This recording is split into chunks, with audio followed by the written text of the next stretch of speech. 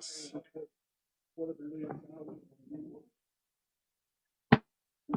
All right, I'll call to order this meeting of the King George County Board of Supervisors. You're up, Kathy.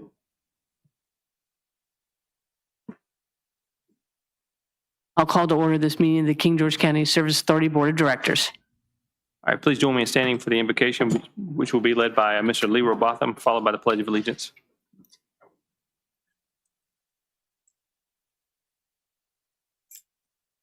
Dear Lord, we thank you for this time here tonight. We ask that you give us your wisdom. We ask you to help us in this time.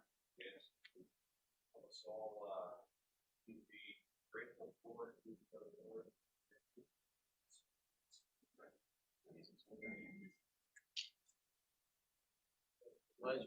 To the flag of the United States of America and to the republic for which it stands, one nation, under God, indivisible, with liberty and justice for all.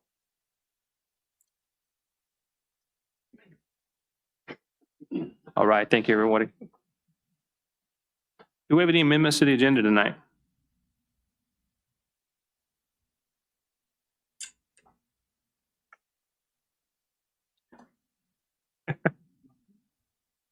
All right, seeing that, did you have an amendment? Well, Mr. Chairman, I do know, I was made aware this afternoon that on here we had a presentation by PFM 03-13.08. I don't know if we need to pull that off or we can just, they're not able to make it tonight. We can just go over it and make the announcement when it comes, or you can remove it. So just want to make you all aware of that. How do you want to handle that? Pull it out? Y'all good with that? Yeah, I think PFM made the treasurer aware of it on the 6th, and then he sent an email today saying that they weren't going to make it. So we can remove it, make a motion, we can remove it from the agenda. Yeah, we got a motion on the floor to remove it from the agenda. Second. Properly seconded. Any discussion? All in favor, say aye. Aye. Aye. Aye. Chair votes aye. Motion carries. Any other adjustments? All right, we'll move it. We'll open up to a public comment. Comments will be limited to 3 minutes per person in order to afford everyone an opportunity to speak. Please provide your full name and district when submitting your public comments so they can be properly included in the public record. First up, we have Pastor Davis.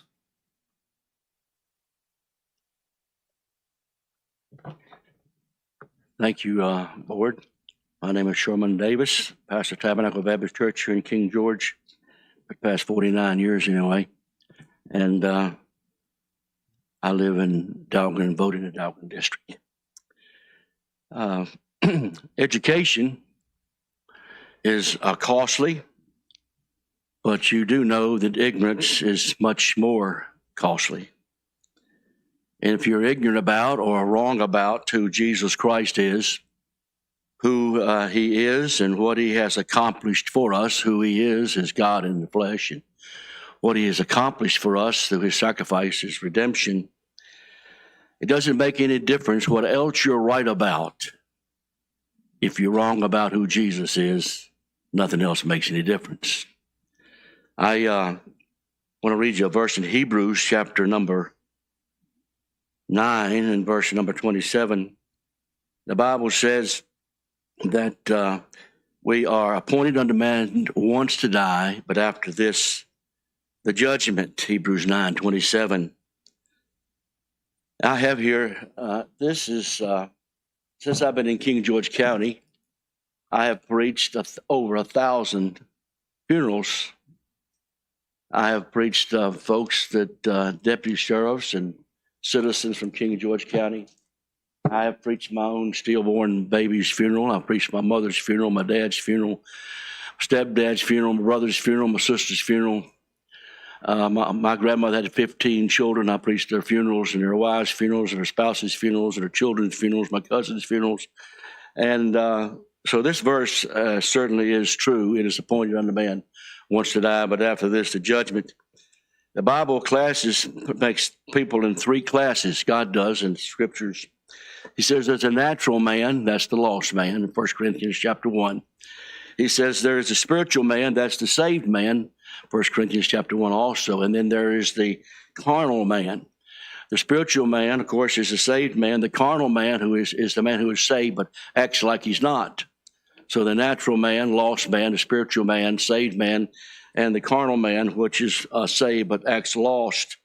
So you have to categorize yourself. Now, the scripture says in Psalm, the wicked are estranged from the womb.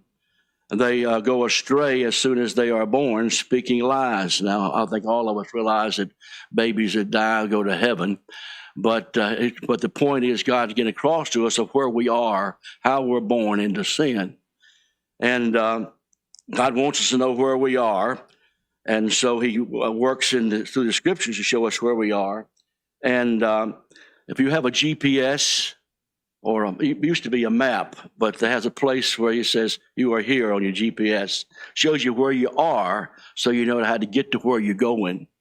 The Bible shows us where we are in the Psalm when it says we're born into sin. And it tells us how to get to where you really want to go. You do want to go to heaven, right? Amen. If you don't, well, you'll be at home wherever you go. God bless you. Thank you. Thank you, sir. Next one, I can't quite make out the first name. Rethford? Yes, sir. Come on up.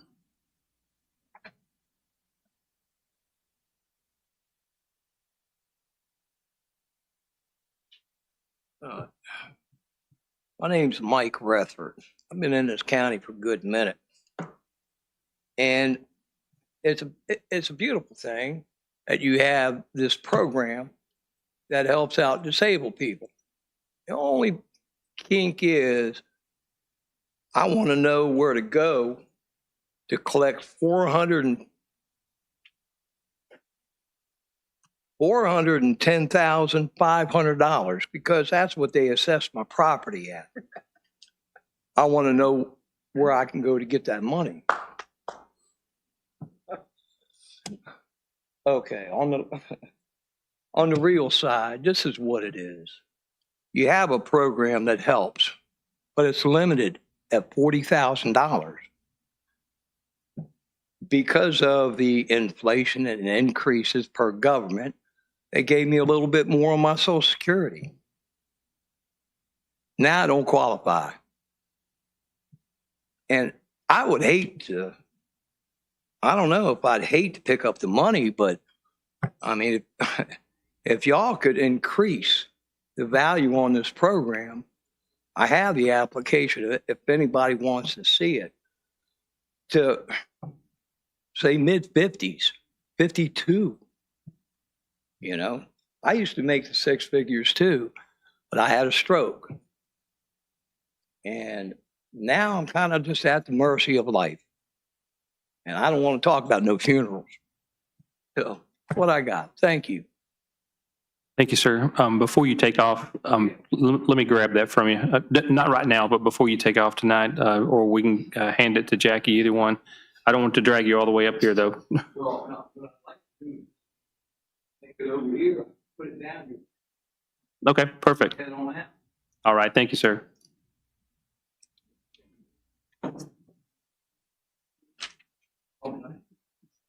No. Here's the app.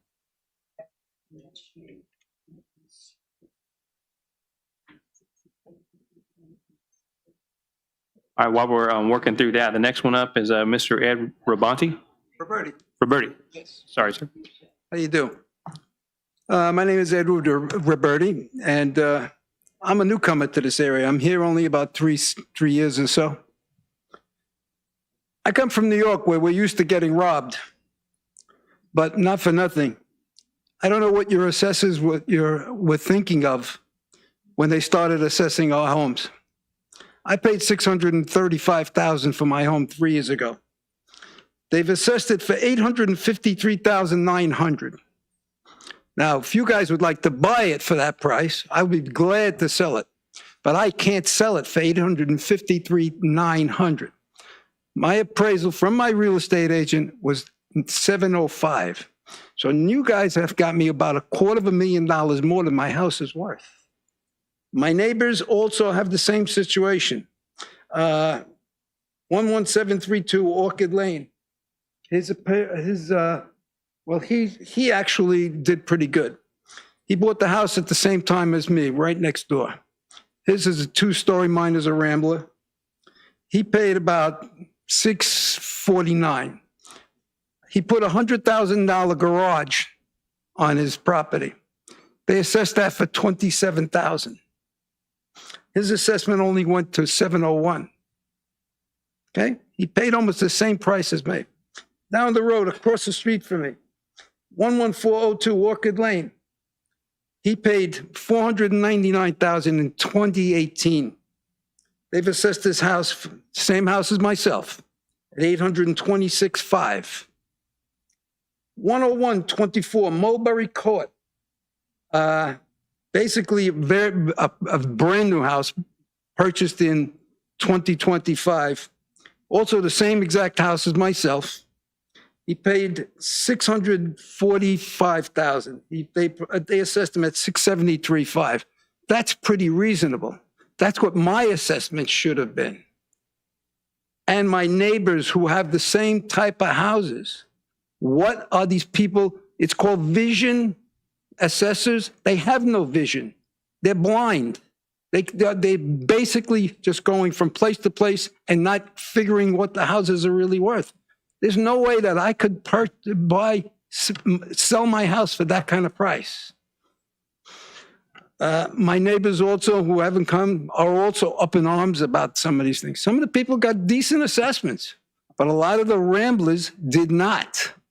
So your company seems to be picking on people with only one floor and not people with several other floors.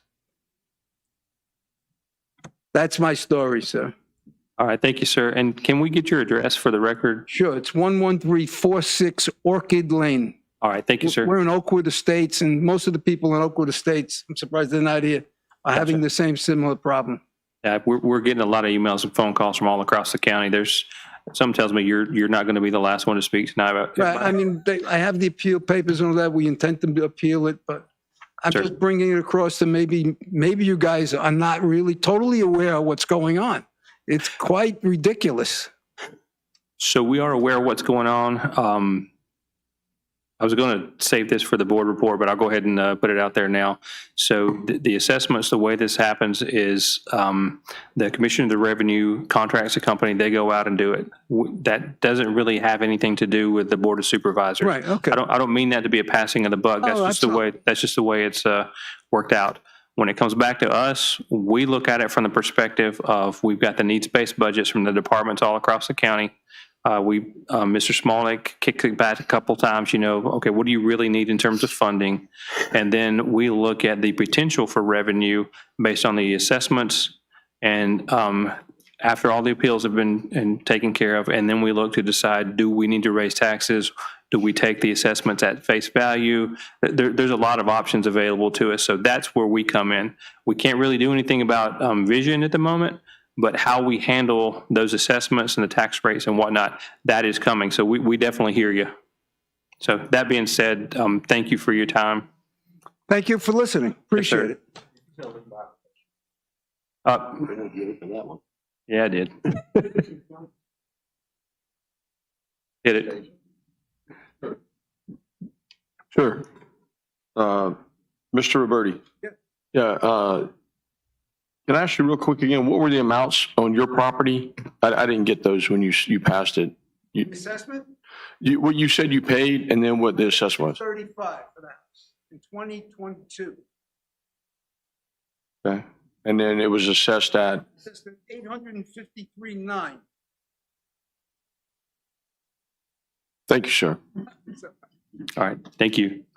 All right, next up we got Dr. Griffin, but you're actually on the agenda. Did you think you were supposed to sign up? You're welcome to make public comment. Okay, sounds good. And then we have Nicole McConnell. Nope, okay, no worries. And Pastor Shaw.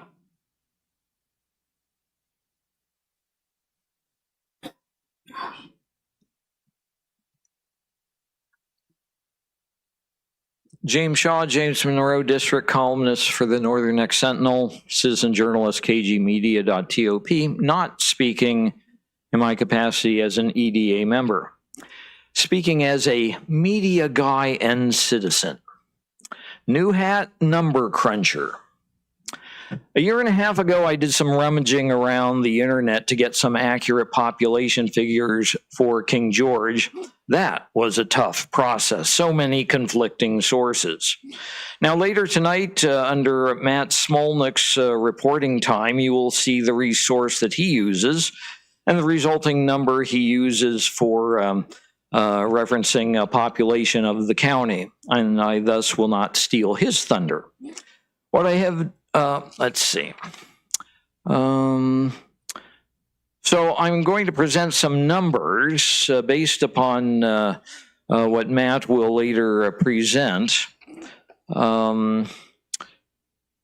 These numbers are based upon, I believe, the census from April of 2020 through July of last year.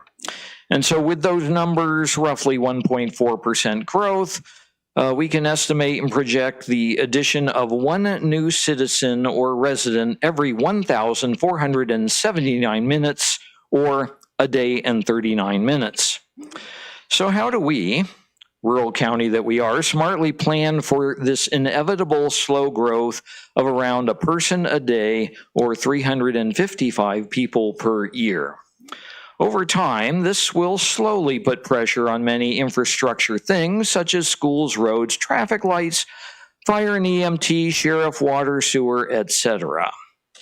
We will see this tonight with the budget and the CIP requests that will be presented.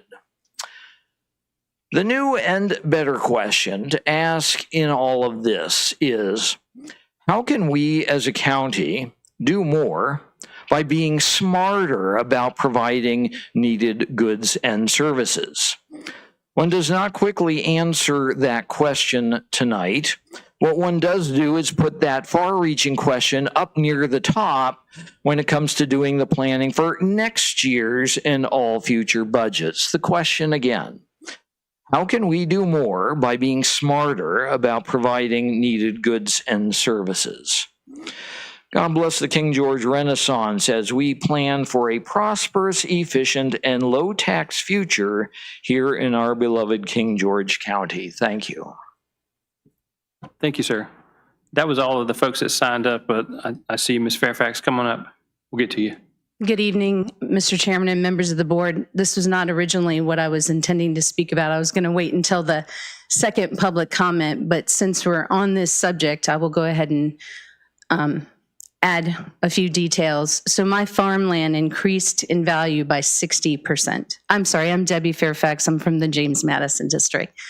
My farmland was assessed with a 60% increase. And I was actually notified to go look for my assessment by senior citizens calling me where I live, telling me theirs had increased 127% and 84%, and very much like people had expressed to you in the past, Mr. Davis, they were asking me how they're supposed to function on the senior citizen income with those types of assessments. And I know that was something you, Mr. Stroud, were very concerned about the last time with the assessments. Certainly, I think we've got honorable citizens who pay their taxes. They just want it to be fair.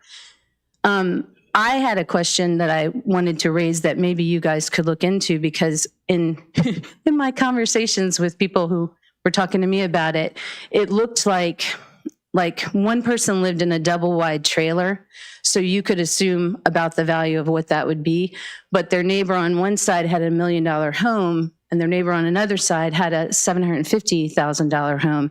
So I was wondering if that somehow affected their rate. And additionally, with my land, I wondered if the purchase price by the recent industrial entity that borders my property, somehow they looked at the buying price of the land that bordered my property on either side and then raised my rate.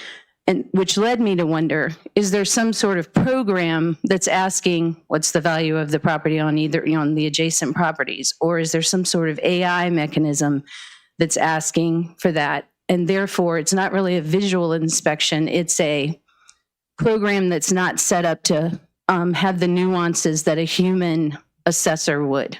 I just wanted to offer that. thank you for your consideration. And while I'm saying that very quickly, any citizen that's watching, you can flip your document over and it will tell you the percentage that it is increased from last year. So that's all. Thank you. Thank you. Anybody else who didn't get a chance to sign up would like to speak? Come on up.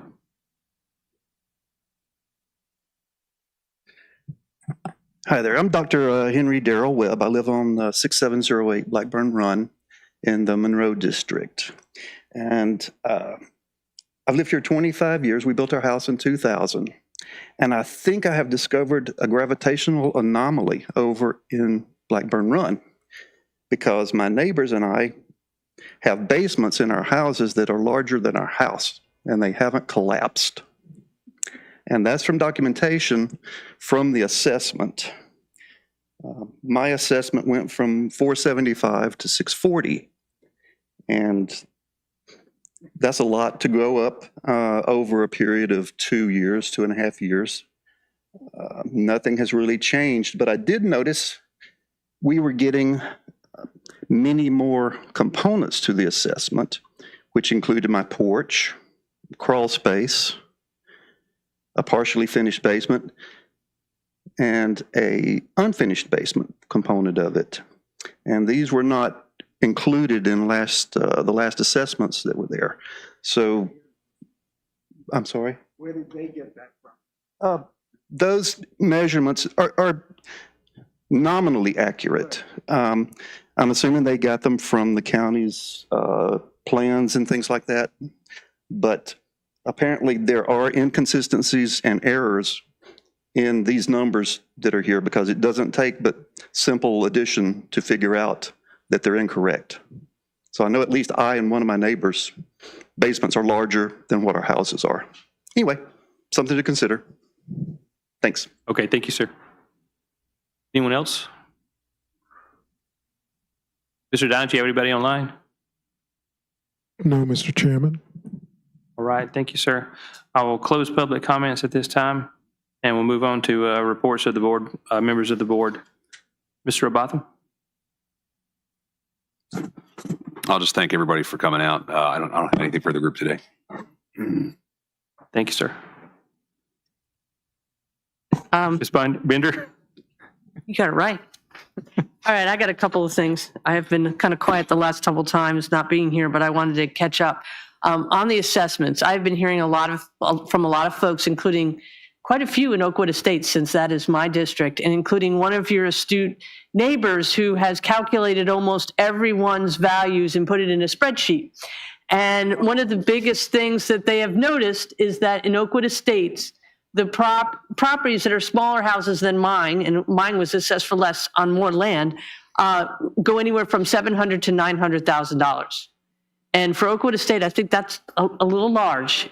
And then I've also heard from people about their farmland, some of them near where industrial people have purchased the land being 137% higher than, and I still remember the folks in Northern Virginia who told me that is the one problem with data centers is they make the price of the land raise enough that the farmers have to sell out because they can't afford the taxes. And I don't want that to happen to King George, is that happens to us because the assessments are wrong and jack up the land. So our younger, older, whoever wants to keep their land and their farmland can't afford to do it because the big companies can pay a lot more for their land than they can. And I want to make sure that whatever we can do, that we find out why those assessments are wild. I mean, I will tell you, one of the things you need to do is go and get your field sheet, and you can get that from the Commissioner of Revenue. And I would suggest you get the one from 2026 and the one from the last time in 2022. In 2022, my property, they said I had an outdoor kitchen. I have a barbecue. I had a fireplace. I have a son who has asthma, so we don't have a fireplace. And then I had an amazing plastic shed I bought from Lowe's about 15 years ago. That was about $300. It was $15,000, said the assessor. That was in 2022. But got that fixed. But this time I have an amazing bump out I didn't know existed. So I suggest everyone please go and look out your field sheets and come in and talk to the assessor and then to the Board of Equalization if that does not help you. So I just wanted to bring that up. I did get a lot of some folks calling about the No Kings protest that's supposed to be out here March 28th. I've spoken to our Sheriff Giles, our county administrator, and the registrar. They will be at this, as of Monday, they will be outside of the old courthouse, which just has storage in it, nowhere near this part of the building, and there will be no voting on that day. So I just want to get that out there because I think I've received about 5 emails concerned about interfering with voting. So I just want everybody to know about that. Next thing is VOTEC building. I got to participate with Mr. Smolnik on helping to look at what we're going, and Dr. Boyd, what we're going to put in the VOTEC building. And then there's an RFP to come and then more planning.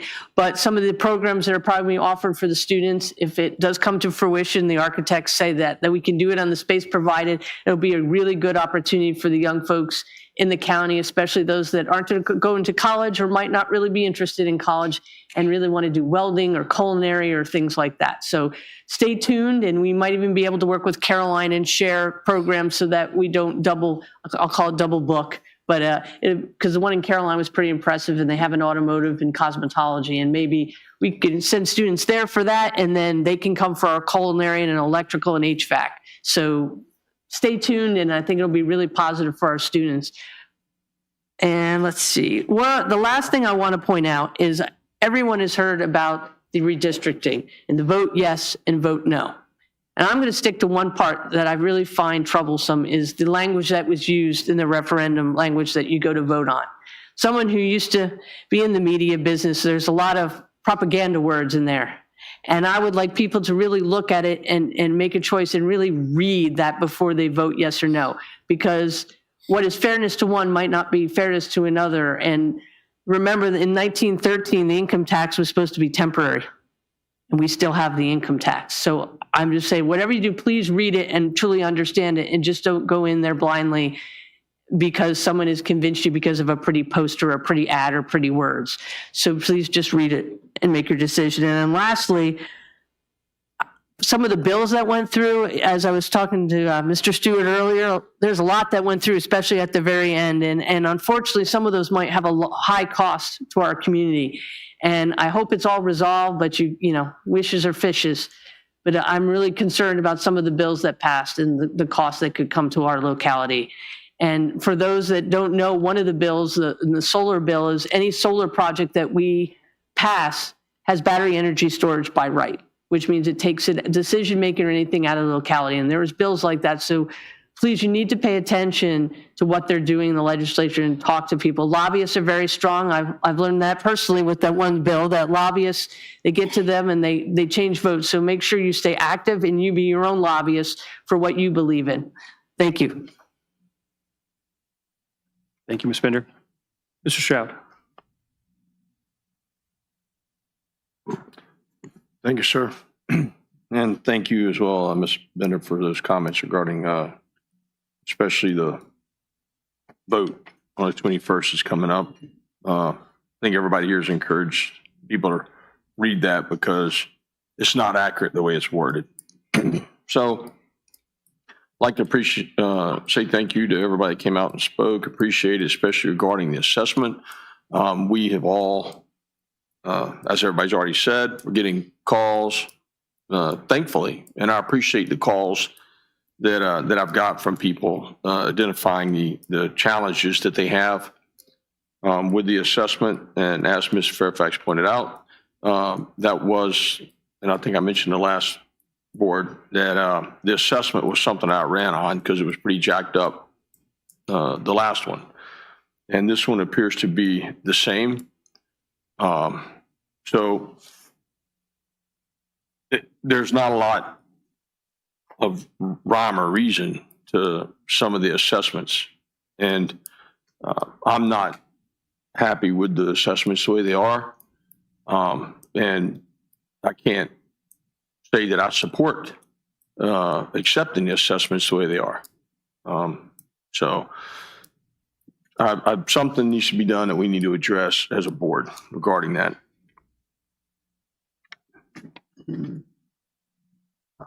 On 4 March, again, I was blessed to be able to go to the high school and participate in the interviews there with high school students. Ms. D. Strauss and Ms. Terry Rinko do an awesome job, as well as the other teachers there. And so I see the superintendent. I know he was there doing interviews as well. But that is just a good time. It's a fun time, and I'm really proud of our students and the way that our teachers are preparing them. Far better than I know I was as a young person. So, but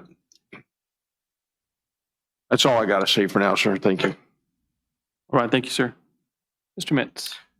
Thank you. On the 9th, I was able to meet with the NAACP chapter. A lot of the same discussions, assessments, legislation, and the VOTEC building were the topics there. Also spent some time this week talking with one of our constituents about housing options, particularly as population is aging and sort of the assisted care or lack of assisted care here in the county. So probably something more in the planning commission as we're coming through the comprehensive plan update to think about those items. A number of contacts with people concerned about the appraisals. And I myself found an error in the basement calculation in my house. So let me just tell you real quick how I found the error in mine before even sending an email to the address that's on that the assessment card. So if you go to the county GIS system and you find your property, if you click on the outline of your property boundaries, a little pop-up will come up. There's a property card. It says more info. If you click that more info, it does now take you to the Vision Government Solutions property card. And you can at least start getting a basic idea of what they use to calculate both the land value and the property value. And they have a drawing of your house and a description of the different values that they put on even overhangs, unfinished basement. You know, there's a lot in that, right? So you can at least get that. And then that was a good prompt for me to be able to a very specific error. I was able to send it in on that email address to basically go, hey, it's a small error on mine. I'm not too worried about it, but it would be nice to get that card updated. Some of you have some gross errors, and it would be nice to get those fixed.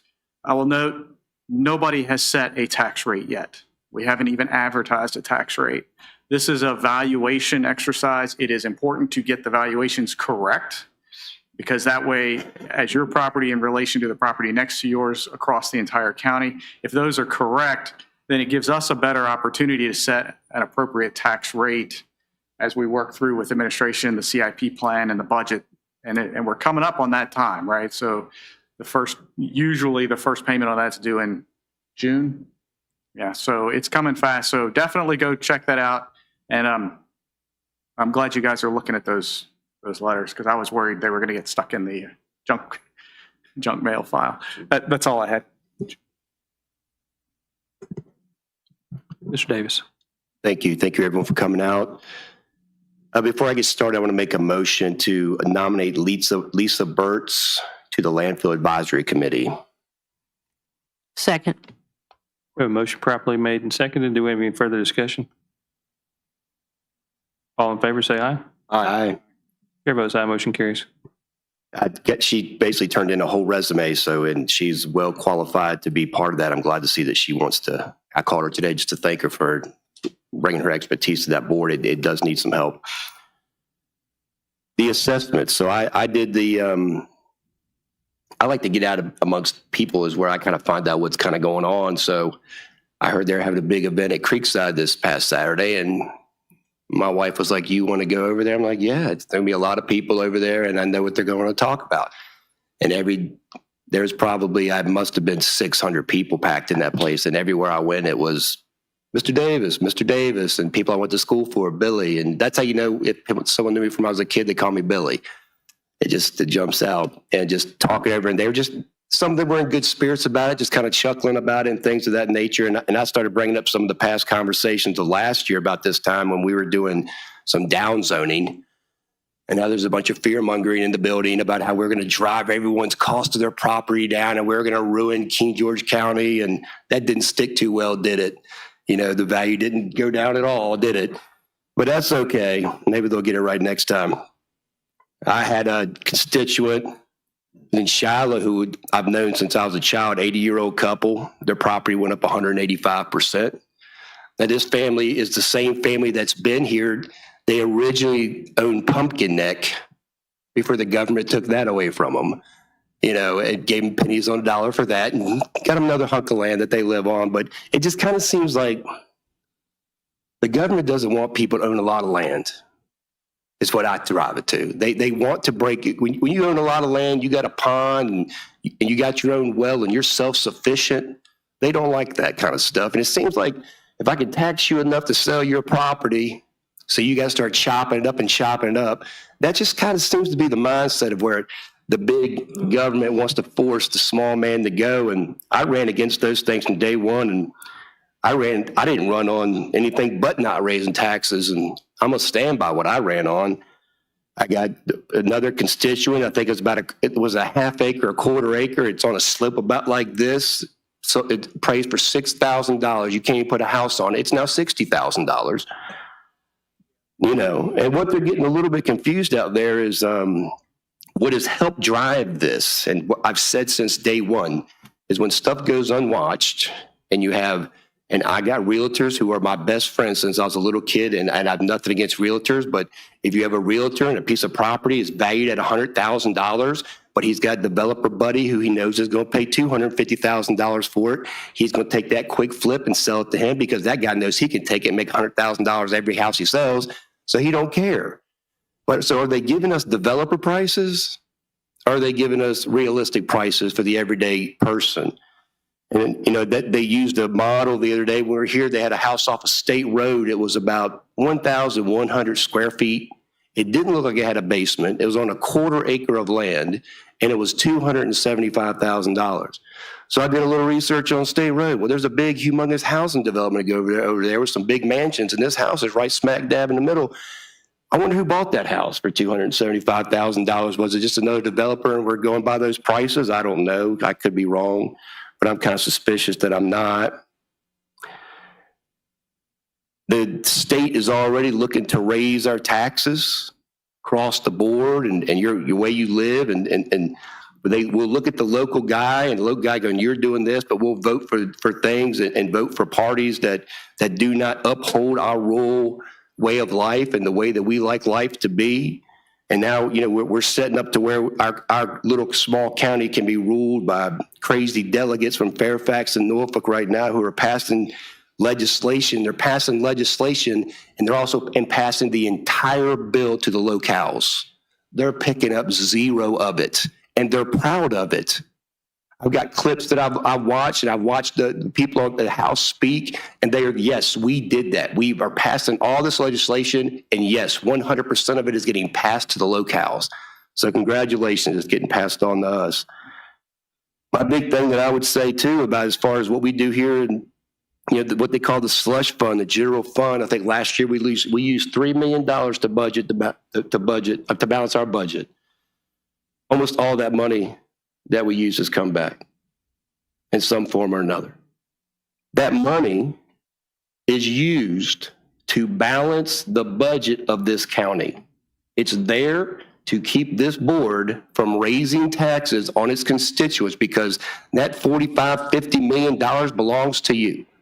And if we take portion of that to keep money in your pocket, and what we did when we came in is we got tired of people just spending money just to spend money because they get to the end of the budget and say, oh, we got $500,000 left over, let's spend it. Oh, we got this left over, well, we cut that out. You know, our superintendent came back and he's done a great job. He came back with $3 million left over from his budget from the schools. And he could have easily turned around and said, guys, the board is going to give me grief. Let's go spend this money. He didn't. He walked in and goes, man, this money's left over. Here's some things that we might be able to use it for going forward if possible, and brought that money back to the table. And that's almost exactly what we put into the budget for last year. So we started talking about raising this and raising meals tax and raising all this stuff. My suggestion to this board is we reject the assessments that they put out this recently, and we stick to exactly what we have. Thank you. All right. Thank you, sir. All Right.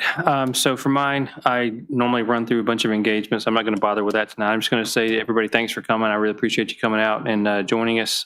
Wish it was for happier news, but no, we all pay taxes too. So I absolutely understand where you're coming from on that. So thank you for staying engaged. Real quick before I get too far down the line, one of our members that we confirmed at the last meeting for the Board of Equalization is not interested in participating after all. So I would like to nominate Mr.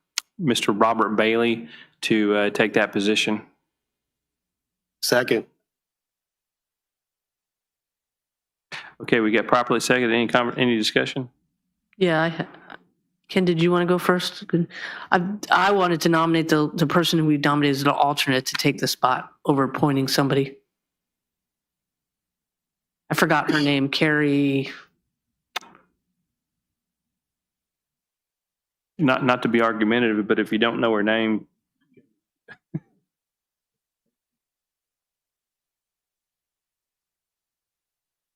Nominated.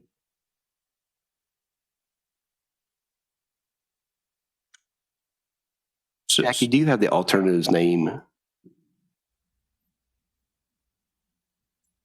Perrin? Ms. Parent. Okay, Catherine Parent. So I will retract my motion. And is that okay? I'll withdraw my motion and. All right, and the other person's name was Robert Bailey? Mhm. And Mr. Davis had made a good point. Why don't we just appoint Mr. Robert Bailey and Catherine Parent as both to be active members of the board?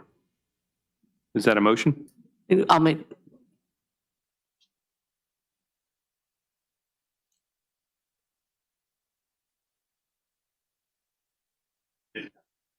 All right, so I could say, I would like to appoint Ms. Parent, Catherine Parent, correct, as the regular member and Mr. Robert Bailey as the alternate of the reassessment committee. Second.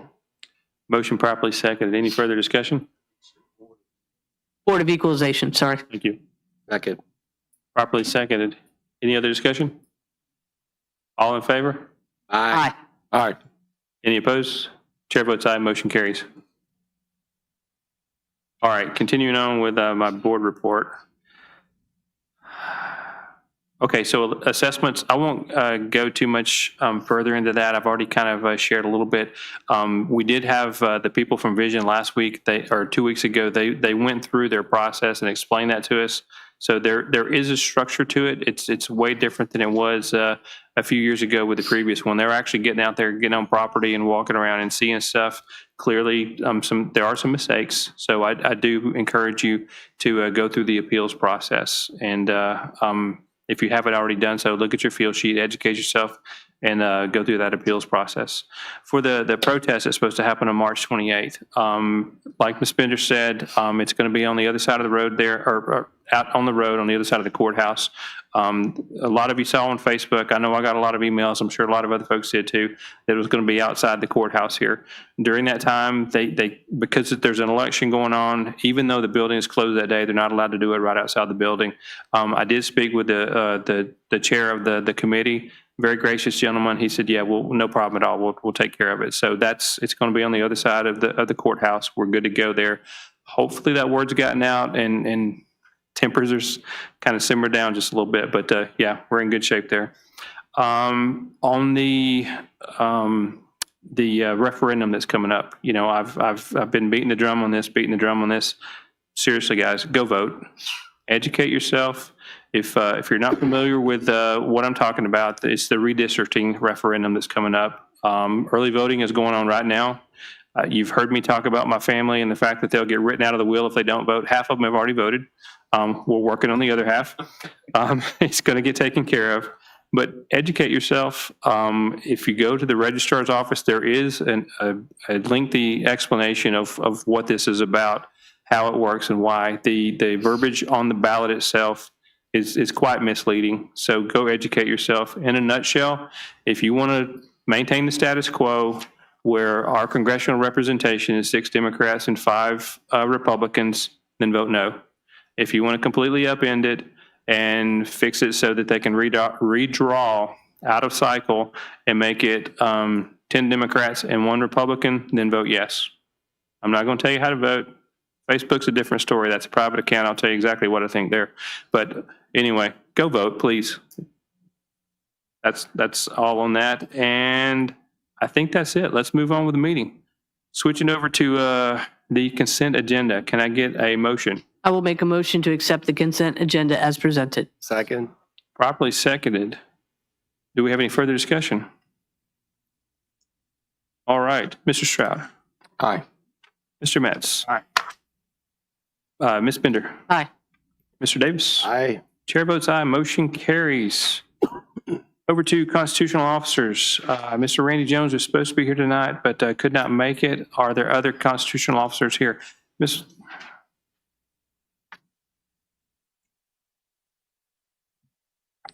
Good evening, Mr. Chairman, Howdy. members of the board, Regina Puckett, Commissioner of the Revenue. So if I understand correctly, you had appointed Catherine, and I didn't catch the last name exact. Her name is Berman.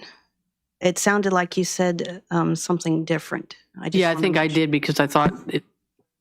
Berman. Do we need to redo that, Mr. Stewart?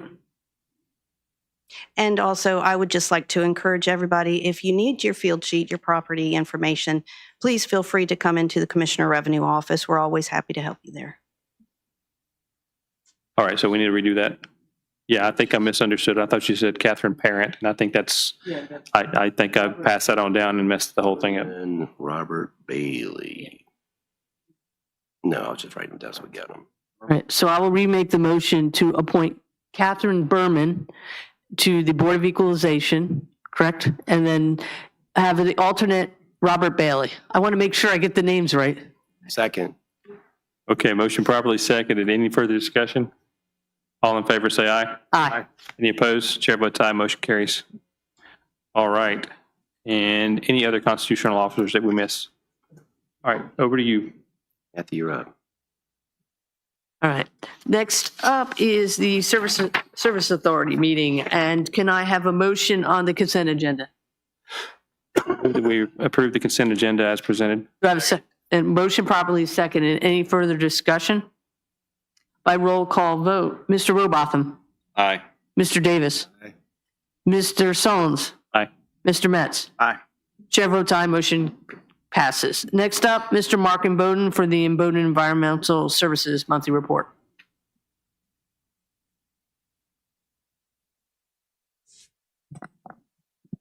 Good evening, members of the board of directors. Good to be with you tonight. So we'll go over our operational overview for King George County for February. There it is. All right, so starting off with water, we had an issue with, if you remember last meeting, we had an issue with the hop yard backwash valve that has since been resolved through the on-site help from the manufacturer, Tonka. The chemical dosing equipment, we had a couple pieces of chemical dosing equipment, chlorine namely, was replaced at Circle 2 in the Claydale well systems. And we also collected our first round of PFAS samples at the entry point of all of our water systems, all of our PWSID water systems. And so a second follow-up analysis will be scheduled for 6 months later on in the year. And once we have those analysis, we'll be sending that over to Dan, and he can distribute those from there. So that's water. We'll move to wastewater. Similar issues as we had last month or in the month of January. The pattern has pretty much continued through the month of February, and a lot of it's being attributed to unusual or interesting influent waste streams, particularly at the Dahlgren facility. And then Perkins Corner, we've had issues with the DO controllers for both treatment plants, and then also the frigid temperatures are making it extremely difficult to maintain viable treatment at those wastewater plants. Both the Hop Yard and the Fairview Beach plants operated well, but we, as you can see here in our report, the Dahlgren and the Perkins and Oakland facilities did have exceedances for those respective analytes. Happy to take questions if you have any. Does anybody have any questions? Questions? Mr. Hamilton, do you have a question? I do, Mark. I'm sorry I didn't catch this earlier, but the PFAS data, I know we did the sample collections how quickly will we get the results? So we should have results within 2 weeks. Okay. Our sub lab is out of Pennsylvania, Lancaster, Yep. and we should get those results soon. And this is sampling that's being required for the first time this year, correct? Correct. Yep. Correct. Okay. I know we get a lot of inquiries about that. The PFAS is what people know of as forever chemicals. And they're newly regulated. Anyway, thank you, Mark. That's all I had. Certainly.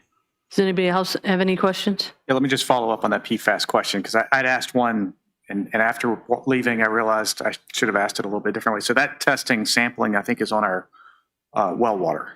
Correct. What we're That's pulling from the aquifer. Are we yet being asked to test our wastewater treatment? We are not yet being asked to test our wastewater treatment. There are some facilities in Virginia that have been requested, but none of the wastewater treatment plants for King George have been requested. So I guess I'd be interested to, because that's where we're going to end up having expense, right? Is if we have PFAS in our treated material being released, and which if our wells come back clean, then the implication is then that means it's being introduced into our system by some of the users. So this will be an interesting ongoing conversation as we get more data. Indeed. Any other questions? It bioaccumulates though, so potentially we could have levels that are below the safe health standards, if I'm thinking of this correctly, for human exposure. But as it moves through the process of basically being recycled into the waste stream, conceivably, it wouldn't necessarily be for any other reason than bioaccumulation. And at the moment, I believe we're still able to land apply that sludge at the landfill, which is not necessarily going to be as expensive as if we have to incinerate it, which could become very expensive. Yeah, it does. King George's does go to landfill. Mr. Right. Bowden, you have anything? That's it. If no more questions. Thank you so much for Thank being you. here. All right.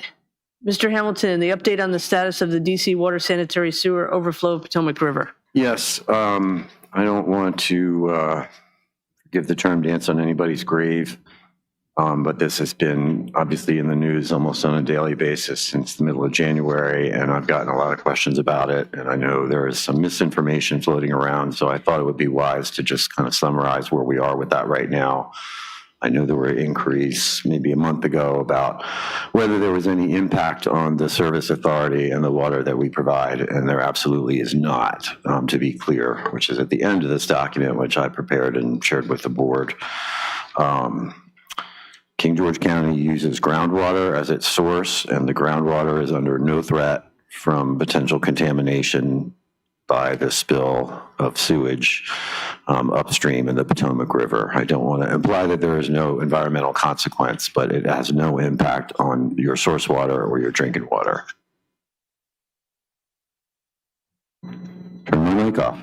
Just to run through a timeline here, that sewage spill was reported, I believe, on the 19th of January, 2026. It was a 72-inch pipeline called the Potomac Interceptor. It was in Montgomery County, on National Park Service property, I believe, in the area of the Clara Barton Parkway and the Beltway. Right after that, of course, DC Water mobilized some crews to investigate and install a bypass system. That bypass system by the 24th of January, so within about 5 or 6 days, they made use of the C&O Canal in order to pump the sewage around the failed portion of the pipeline. The bypass functioned as an open channel, but the containment of it was completed by the 8th of February. So around Super Bowl Sunday was the last time there was actually overflow of sewage into the Potomac River. Following that, around the 18th of February 2026, Mayor Bowser from DC, of course, requested federal assistance, which was approved by President Trump on the 21st of February, which put FEMA in direct responsibility for the disaster relief. Of course, DC Water reports directly to the EPA, so the EPA was also involved as a federal agency. But on March 2nd of 2026, the DC Department of Health lifted their recreational advisory for Potomac River after bacteria levels returned to acceptable limits for boating and fishing. So that's upstream of us, of course, again, DC Department of Health on March 2nd. On March 5th, the Virginia Department of Health partially lifted the Potomac River Recreational Advisory.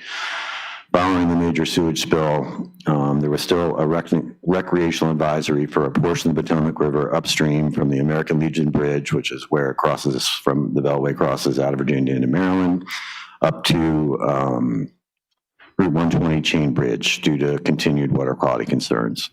And then on March 14th, which was just a few days ago, the repairs to the failed pipeline were completed by the DC Water crews or subcontract crews. And the flow has now been restored to the original Potomac interceptor. So just in summary, there are 3 different agencies here that were involved with water quality review. The Maryland Department of Health, of course, Maryland owns the Potomac River, which is kind of an odd thing, but from a long time ago. In cooperation with local health departments and state partners, they monitor for guidance from the public recreational use of the Potomac River based on continuous water quality sampling results. To date, there have been no reported illnesses in Maryland as a result of the spill, and their continued biosurveillance efforts are ongoing to protect the health and well-being of Marylanders and any partners that are using the Potomac River. Not to make light of Virginia, who has the Department of Environmental Quality, who's also conducting intensive regular bacteriological monitoring. I know that Senator Stewart actually sent a letter to them asking them about this testing. I believe I provided a copy of that to the board a while back. But they have been monitoring the Potomac River shoreline and the embayments. And the most recent data indicates that bacteria levels are now below a safe threshold for recreation, leading to the lifting of most of the Department of Health advisories from Virginia. Prince George's and Charles County over in Maryland also had advisories. Those have been lifted, I believe, as also of March 5th. There was never one in St. Mary's County. And so again, in summary, there is no threat to the drinking water in King George. I don't want to say that we're not concerned. Potentially, the Potomac River could become a source of drinking water for downstream communities like King George in the future. And there's lessons to be learned here, but I'm not here to politic about that tonight. So that's just an update on the status of things. I encourage anyone that has questions about this, please contact me. There's a lot of information on the regulatory websites.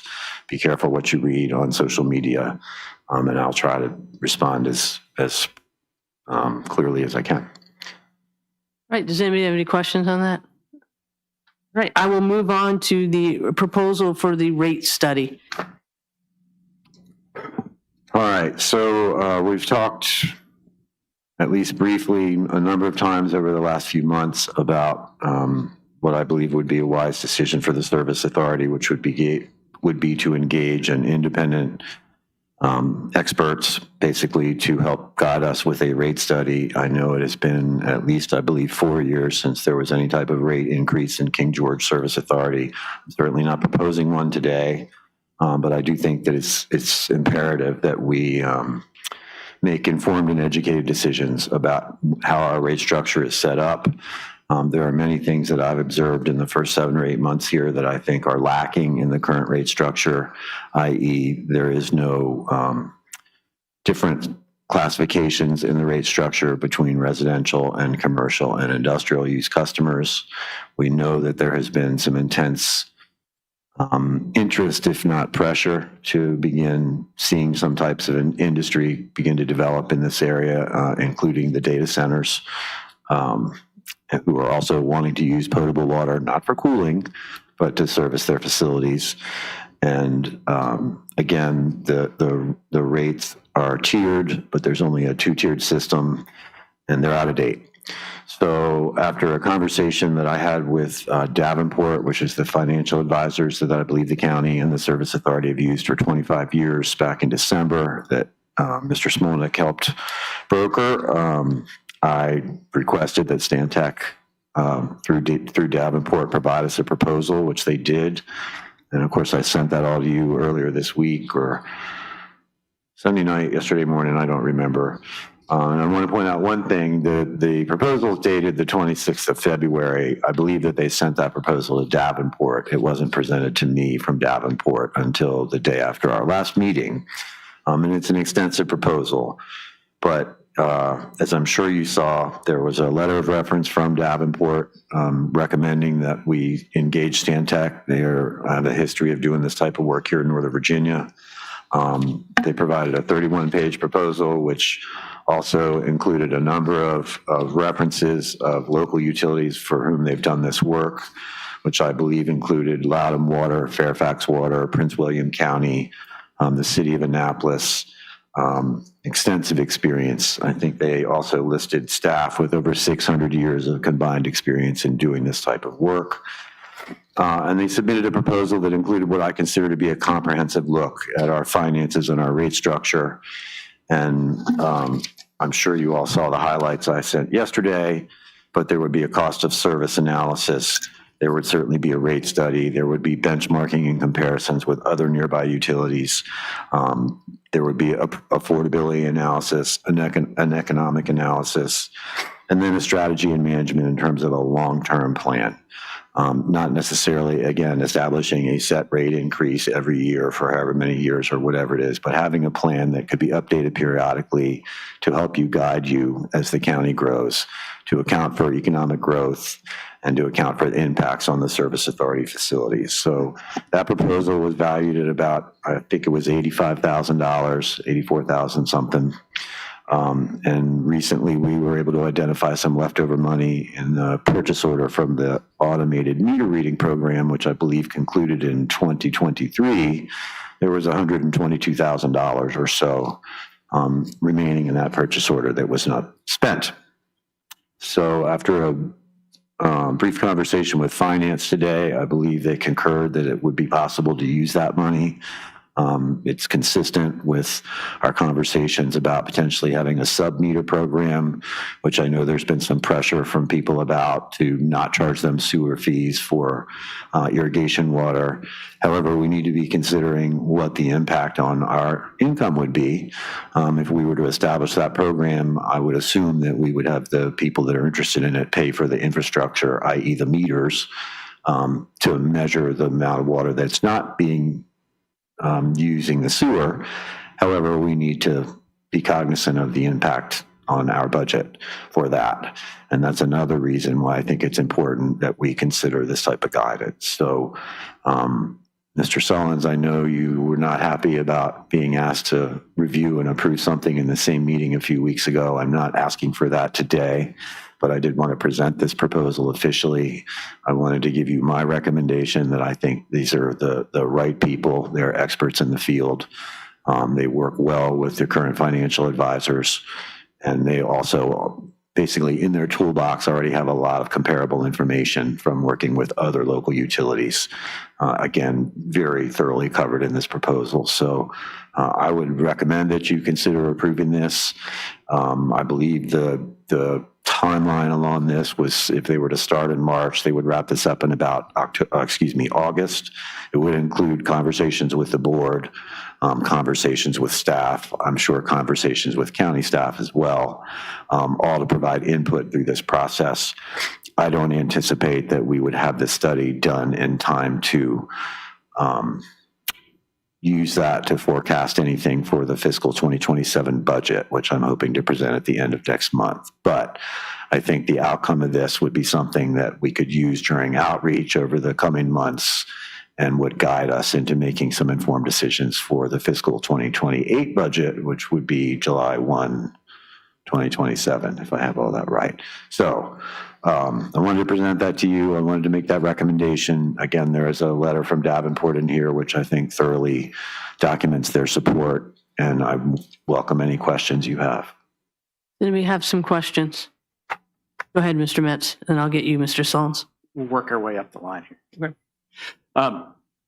Mr. Hamilton, are you pretty, I did look through what you sent out earlier in the week, but are you pretty confident that in addition to looking at our rates, this is also going to provide some clarity to what is included in a base rate and a water usage fee? Because I couldn't have a campaign, when I was campaigning, you couldn't have a stop without somebody talking about the debt fee. And when you would dig into it, you understand that debt fee is not just interest on debt. It's depreciation, it's some operating cost, it's some maintenance things, right? So there's a lot in what we've been calling a debt fee, and this study should provide some clarity to really what a rate structure needs to be to represent our actual costs. Correct. I know I've said this probably privately to many of you, but the quote debt fee that it appears on the King George County Service Authority bills, I've never seen another utility call it that. It's considered a base rate. It's established in your bylaws, I'm assuming by the board or your predecessors, but it's not based on debt service. It was just poorly named debt fee. And frankly, in my opinion, it's done a great disservice to the service authority over, I believe, almost 20 years that that's been in place. And it creates a lot of misunderstanding about what that money is for.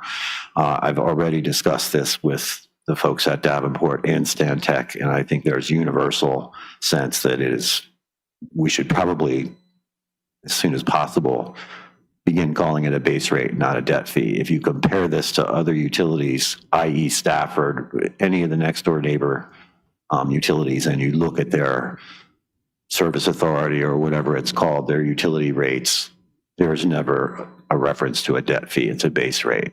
That is not to say that in a future budget or in a future bill, I think it would be wise to maybe add a sentence that says this percentage or this dollar amount goes towards service of your debt. But this is the kind of thing that Stantec can help us look at and compare to other utilities and say, all utilities carry some debt. We don't put up a $70 million treatment plant with $70 million we have sitting in the bank somewhere. So we want to make sure that our debt service is typical and consistent with other utilities. Of course, that our bond ratings stay strong and those kind of things. And yes, this would absolutely address that. I should have been more clear. Mr. Metz, do you have any other questions? Mr. Solons? So this isn't so much a question as I guess a statement. You mentioned the pilot program for the water. We owe them a response. That was brought up months ago. I'm sorry, you said we owe you a response? No. We owe the people in the hop yard that brought that up a response. It was brought before us, and we mentioned it as a possibility months ago, and we really haven't done anything with it.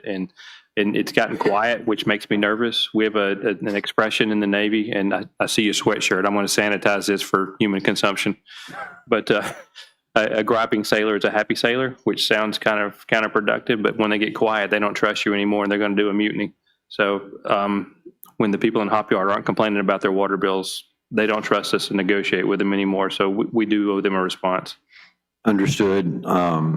As I said, I don't think there's any reason that we can't proceed to at least, I think the tentative discussions prior to my tenure here were to install 10 meters or something like that in various properties.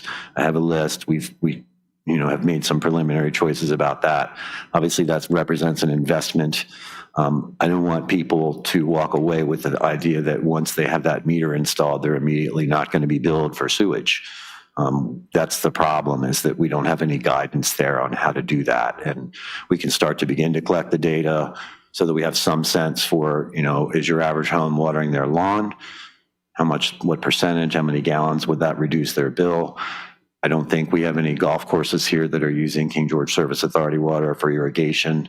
That's a question that's coming up now with water withdrawal permits, which I'll touch on in a minute. But I understand that we owe people a response, and I want to be responsive. But again, we need to I think making a rush decision that turns out not to be correct would be worse than making sure we have enough data and guidance to make a sensible decision. But I understand. I agree with you 100%, on managing expectations and stuff. So thank you for moving forward to that. Sure. Again, these folks, they've seen these programs elsewhere, but I've been in the industry a long time, but I'm certainly not an expert on what to expect in terms of the loss of revenue that would come from that. And we need to be guided by that, because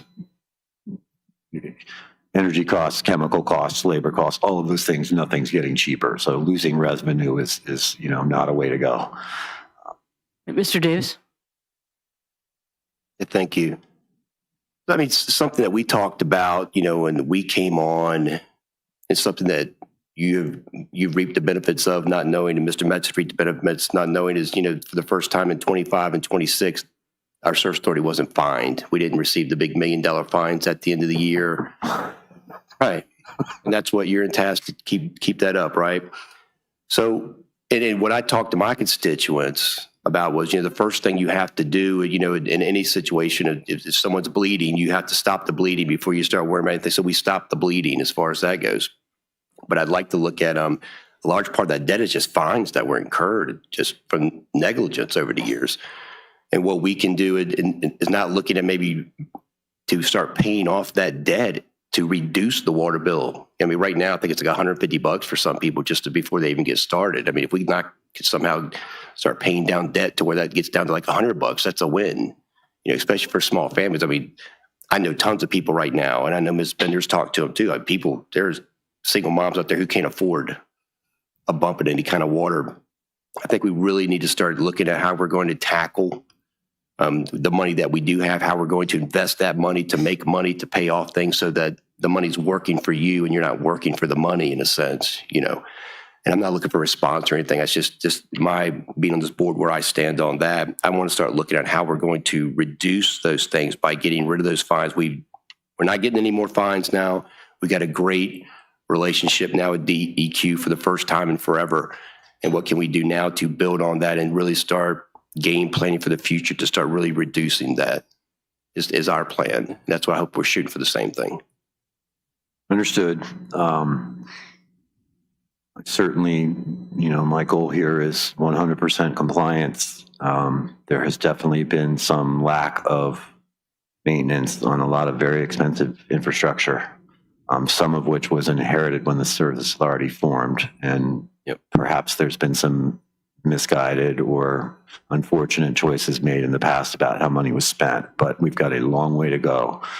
And getting good advice from folks who are experts in this industry on how to do that, I think is going to be money well spent, in my opinion. And I understand what you're saying. I don't want anybody to have to make a choice between drinking water and medicine. I think people need to be thinking about the choice between what they spend on the cable and the internet versus what they're spending for drinking water. That's a different dynamic, and part of that is just a culture change, and people don't realize until there's a spill on the Potomac River or until there's no water when you turn the faucet on how important it is for your daily life. And again, we need to protect that. We're complying with two different federal laws here that have been around for over 50 years. Those costs are not going down. We are being hit right now by tariffs on chemicals, by increases in energy costs. I hear it from my own elderly mother, double our highest electric bill ever, or her highest electric bill ever showed up 2 weeks ago. Do you not pay the electric bill to pay the water bill, or the other way around? That's not choices we want anybody to make. I think one of the other things we can look at is setting up a fund for people that need assistance. Simple things like rounding up your bill. You go to the drive-thru in a restaurant right now and they say, do you want to round up for Ronald McDonald House or whatever? And people say, yep, maybe. And those few pennies, they add up, and you put those in the bank and you make them available, and maybe you have a nonprofit or some other group help divvy that up. That can create a good assistance program. Because again, we're not trying to shut somebody's water off in order to get the bill paid. We want to make it affordable, but again, it costs a lot, and we don't have the luxury here of having 100,000 customers on these systems. Mr. Robotham, I know you have a question. Yeah, so really my only question, I know Mr. Hamilton, you brought this up, but I want to direct this to Ms. Cobb, is this money actually available? Do we have this? Is this usable? I know money can actually be tricky at times, so. Put her on the spot. She just saw this yesterday, but we spoke about it today. And if we need time, that's fine. I just wanted to ask. Well, actually, Mr. Hamilton and I spoke earlier today, and the 122 that he's identifying is a part of the AMI project. And if you remember, that was actually paid for through the $15 million line of credit. That money's no longer available. So we can't use that. But I told Mr. Hamilton he can use Fund 303, his fund balance from that fund is where he can pull that 84.5 or 85.4 from. So we can do it that way. I just want to make sure that we're transparent there. I don't want that mix up with that project. Thank you for clarifying that. I guess it's my turn. I don't have any questions. I'm just glad this is finally being done because for years I've heard we have the most expensive rates in maybe in the world that we hear sometimes, East Coast, whatever. And this will show that, these are what the costs are for, and it'll explain it. And also, I think we'll have evidence to show the citizens why these prices are the way we were. And I think it was even over 5 years ago that we actually changed the rates. So it's been a while. And that was all to help with the debt and other things we had to do. So I'm glad to finally see this To study. be clear, everybody, I think, who's still working in this room or drawing on Social Security expects some type of cost of living increase. And when you don't get that, it's a problem. If you have a utility that goes for 5 years without at least a small incremental increase, and then you turn around and you do a study and you realize instead of 3%, you need 20%, well, you're never going to get a 20% rate increase. I'm not proposing that. I don't want anybody to think that. So we need to have somebody, and again, these are independent people who do this professionally, help guide us to make sure that we're making sensible decisions. And again, be reminded that right now your commercial groups, your industrial groups, and your residential groups are all paying the same thing. That is not how business is normally done in the water and wastewater industry. And, you're talking about people who can't afford it. I think we need to be looking at that when we reassess this rate structure, and we'll get guidance there. Do I have any other questions on that one? All right, we'll move on to the general manager's report. All right. Well, you've heard enough from me this evening. I'll try to keep it short from this point, but in summary, we've been very lucky so far this spring. I think to date we've had 3 water main breaks in the last 3 months. During the previous 6 months or so, we had about 40 or 50. So we've been lucky. I expected that when we hit the springtime that we would start to see some thaw, and with ground shift, there might be some leaks. I do not want to jinx myself or jinx our staff, but the numbers are what the numbers are right now. We have not had a ton of emergencies related to that. We have definitely had some pump failures over the last few weeks in some of our pump stations. Staff's been working on those. We've also been working on some compliance issues that were raised during a sanitary survey at a couple of our properties, fence repairs, graffiti that showed up on a wellhead that doesn't look good and obviously proves that people are trespassing in places they shouldn't be, things like that. I actually had a kickoff meeting today with the folks from Stantec and in Bowdoin to help us with the water withdrawal permit project, which we discussed 2 weeks ago. Again, we're on a very tight timeline there. We've got to get a lot of data together, 15 years worth of information that may or may not be in our records, like how many customers did we have in 2010 and how many did we add in 2011 and 2012 to each of these 4 systems, all this kind of things. So we're working on compiling that data. We also did wrap up a desk audit on the Dahlgren system. We're still trying to figure out where the disparity is down there between what we're pumping and what we're billing. I will share more information about that next time. I also will point out that just yesterday there was an observation made that when the bad weather closed the base, the times that our pumps are running down the Dahlgren system dropped noticeably, which supports my theory that potentially we have a connection into the Dahlgren system that we're not aware of, and that is where this extra use is coming from. So I don't want to get anybody's hopes up. I'm certainly not making accusations, but we're on that. We're still working on that. I'm trying to avoid having to hire somebody to come in here and go around with microphones looking for a leak that I don't think is out there. So we're step by step whittling away at this, and we're going to need to resolve that before we get these withdrawal permits renewed. But in any case, other than that, I think that's enough for me this evening. I appreciate everybody coming out as well. It's nice for once, I hate to say this, but to hear people talking about assessments instead of water. But I understand that that's a significant issue. The same problems where I live. So anyway, as always, if you have any questions, please feel free to reach out to me and I'll entertain any questions you have now. But otherwise, that should conclude my report. I have one just for a short update. Can you update the citizens on the ARPA project? I know they're near the presidential village townhouses. how is the progress on that The going? ARPA project at Hop Yard. Yeah, the Hop Yard to Perkins Corner interconnect. Okay, yeah, there are a number of ARPA projects. So just quickly, the project to construct a pipeline between Hop Yard, the water main, and the force main that will interconnect here with the courthouse system will be done in May. I think I just granted them basically a 30-day time extension due to weather. It's a no-cost issue, but they were at about 94% before we added the 30 days in. That puts them at about 87% complete. I expect that project to be done in May. They've completed, I think, almost all of the, I'll call it boring, drilling holes under the highway. If you've seen pits and crews, there was one today right down across from the junkyard. That project is wrapping up. The upgrades to the Hop Yard wastewater plant and the decommissioning of the Perkins plant won't be done until about the beginning of November. And that, in fact, is when all of our ARPA funding requests need to be submitted to make sure that we get reimbursed. We're going to have to push them very hard to get that done in a way that we don't lose any of that funding or reimbursement to that funding. Right. But we're on it. We actually, DEQ asked last week for an update by this week on the draw schedule for the remaining 6 months, and we're just compiling that. Right. Thank you. You're welcome. Appreciate it. Yep. All right. With that being said, we're going to go move to secondary public comment. Comments will.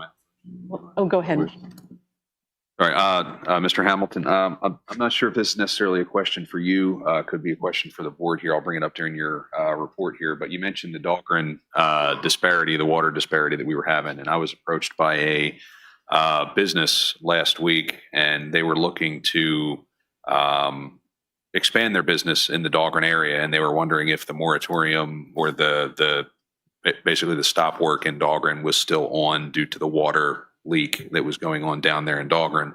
I know I haven't heard it addressed recently. I'm not sure if that was necessarily a service authority decision or if that's more directed at the board, but there is no moratorium on development in Dahlgren. There is definitely, we have a permit to withdraw a certain amount of water from the groundwater aquifers here. And that is actually one of the 4 permits that we're renewing right now. And we have every right and every intention of forecasting growth. There is definitely a developments planned. I know Mary Washington University or college, forgive me. There's some housing that's going to come with that. There's some other commercial development that I've seen evidence of, at least in coordination with community development. And we can absolutely forecast that into our withdrawal permit applications. We just need to be efficient about it. But there was a car wash that approached me within the last few weeks, and we ran the numbers, and it's not a problem. They're actually going to use recycled water. I think 60%, 65% of the water in the car wash gets recycled, which is great. But I'm not aware of any moratorium. Mr. Smolnick, am I missing something here? There are other, I don't want to be breaking news on development here, but there are certainly other projects and some of the other systems that we're looking at as well. But one of the good things about these 4 permits that we're going to have to renew simultaneously is that we have the opportunity to account for growth. okay, great. I'll let them know. Thank you. All right. With that, any other questions before we go on to secondary public comment? All right. We go to secondary public comment. Comments will be limited to 3 minutes per person to afford everyone an opportunity to speak. Please provide your full name and district when submitting your public comment so that it can be properly included in the public record. Is there anybody who would like to speak just on the service authority? Right. Nobody? Is there It anyone? was Ms. Fairfax in the green. You said you wanted to speak during the secondary comment. Was there something for the service authority? No. Okay. All right. Mr. Dines? Oh, go ahead. My name is, sorry about that, David Sheremy Sr. I'm actually here representing Presidential Lakes Property Owners Association. And we were interested in the well house building next to the maintenance barn there that actually, I think, came up for public auction. We were interested in, we probably still are. A question arose on whether or not there was asbestos in that building. And so that's kind of where we are. We're wondering if there's any information on that, any disclosure on that. Mr. Hamilton? I heard that rumor. I had received some correspondence from, I think, one of the officers on your HOA. It may have been the treasurer. I don't want to, don't hold me to that. The property's still for sale. I believe the board voted about a month ago now to extend that for 60 days. If there was asbestos on that site, we would be required under law to disclose that. I'm not aware of that. I don't know if someone else here knows something. I don't know. We have no knowledge to that effect. I don't know where that rumor came from. I'm afraid it may have been bad information designed to dissuade somebody. I don't know. Right. Okay. I could just tell you from the records that I have is that we inherited that system from the original person who put in your wells in Presidential Lakes. Way back when. Way back. And in the documents I have, there's no mention of asbestos. It's just talking about how much debt we acquired from it and the purchase price and all those lovely things, but it never really said anything about that building. And you can be sure that if either the Department of Health or the Department of Environmental Quality had any knowledge that there was asbestos in a drinking water treatment facility, that would have long since either been addressed or made public. Like that, this is not something we're going to just bury in a file cabinet. Right. This is and this is comforting. It's great news. I would say that you can probably look forward to a bid from us, but. Question had to be asked. Of course. Nope. I'd much rather you ask and we air this out publicly because, as I said, someone told me that. I don't deal in gossip. That was why there had been no interest. Again, if we're here to be transparent, if there was any sense that that was the case, number one, any real estate transaction, I think you're required to disclose things like that. We don't have that information. And again, I would be shocked if in a sanitary survey that had been conducted in the last 30 years since the service authority been here, that if something like that had been identified, there would be a record of it. Okay, thank you very much. I encourage you to just talk to Mr. Hamilton if you want to put in a bid for it. Thank you. Thank you. Mr. Dines, is there anybody online? No, with that being said, I will close public comment. And do I have a motion to adjourn? Madam Chair, I make a motion to adjourn the Board of Directors to Tuesday, April 7, 2026 at 5:30 p.m. in the boardroom of the Rivercombe Building located at 10459 Courthouse Drive, King George, Virginia, 22485. A second? Second. Motion properly second. Any further discussion? All those in favor say aye. Aye. Chair votes aye. Motion carries. Board of Directors is adjourned. Thank you, everyone. All right. Thank you. Back to the Board of Supervisors. No public hearings tonight. We'll start off with a presentation from Ms. Parnell, President and co-founder of Exodus Family Institute. Welcome back.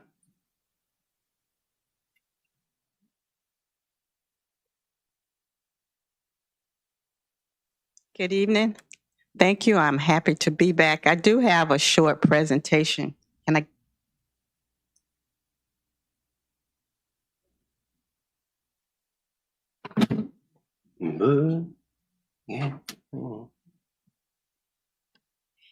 So again, thank you for the opportunity to be here. We are still Exodus Family Institute. We are 501c3, and many of you remember me from before.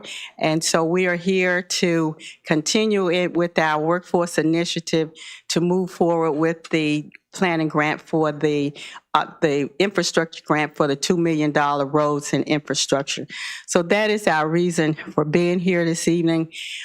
We are all aware of the housing challenges that we have just everywhere in this community and all over. And so before when I spoke to you, I gave you a lot of information about that.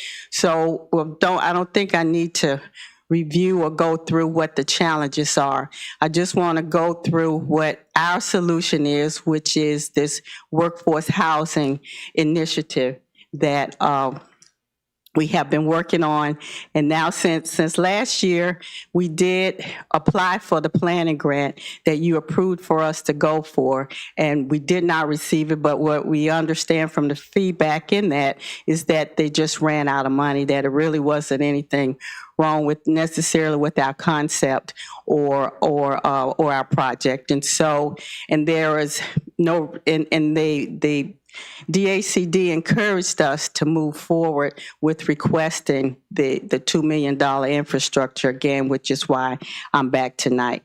So on the Workforce Housing Initiative, I just want to go through that, just a summary of what our project is. You can use the clicker, ma'am. Okay. So our goal is still the same, to create pathways of home ownership and generational stability, and expand home ownership opportunities for hardworking families who serve our community but are challenged. And these include the list that we talked about before: teachers, healthcare workers, public safety personnel, retail and service employees, and young working families. This is a description of our project, which you've seen pictures and all, but I just wanted to summarize again to bring it to the forefront of your memory. We are planning to construct 21 new single-family homes within a 24-month time frame, we hope. We are planning to ensure that all units are sold to buyers earning at or below the 80% of AMI, area median income. We have a 16-acre parcel, which is parcel ID 24158. The zoning is currently R1 residential. And proximity to location offers convenient access to public transportation, elementary, middle, and high schools, grocery store, enhancing the quality of life for future residents. And the design and development will feature 3 bedrooms, 2 baths, about 12 to 1,500 square feet. So that pretty much summarizes what we've said to you before. We have some strategic housing partners, which I think are important for you to know: Virginia Housing, Westbrook Homes, Fredericksburg Habitat for Humanity, Central Virginia Housing, and Central Rappahannock Region Habitat for Humanity. We have community partners as well, and these are folks that actually provided a letter of support for the planning grant that we submitted: the King George County Schools, the King George Department of Social Services, Love Thy Neighbor, and Mahakadet Creek Marina. So we do have other community supporters, but these are folks that actually provided letters for our project that we were planning for the grant. Some of the milestones we have achieved since we were last before you in February of 2025. We were allocated a $1.4 million allocation in the SPARK program, which is sponsoring partnerships and revitalizing communities. This is a Virginia housing program, and it actually assists home buyers in an additional 1% mortgage rate reduction. So we were able to help an additional 4 families with this allocation just right at the end of 2025. We've also adopted a long-term affordability clause, which is drafted and ready for adoption. We've started an annual walkathon here in the community at the Sidell Brooks Park, and the date for this year is 4/18/26. Hope you all come out. We're secured a grant writer and started a campaign to gain support for our initiative in local churches, and we've held several meetings with lenders to secure funding. So that's the short presentation, but again, what we're looking for is to get your approval again to move forward with the grant. Chip Boyles is here from GWRC, and if you have any questions for me, I'm here to answer. Just to clarify, I saw a funny expression behind you when you mentioned asking for $2 million. She's not asking us for $2 million. No. Is this a federal or state grant? I think it's federal, CDBG. Okay. Yes. Very good. Yes. It was you, Debbie. You're like, what the heck? All right. Chip, are you ready to take this on?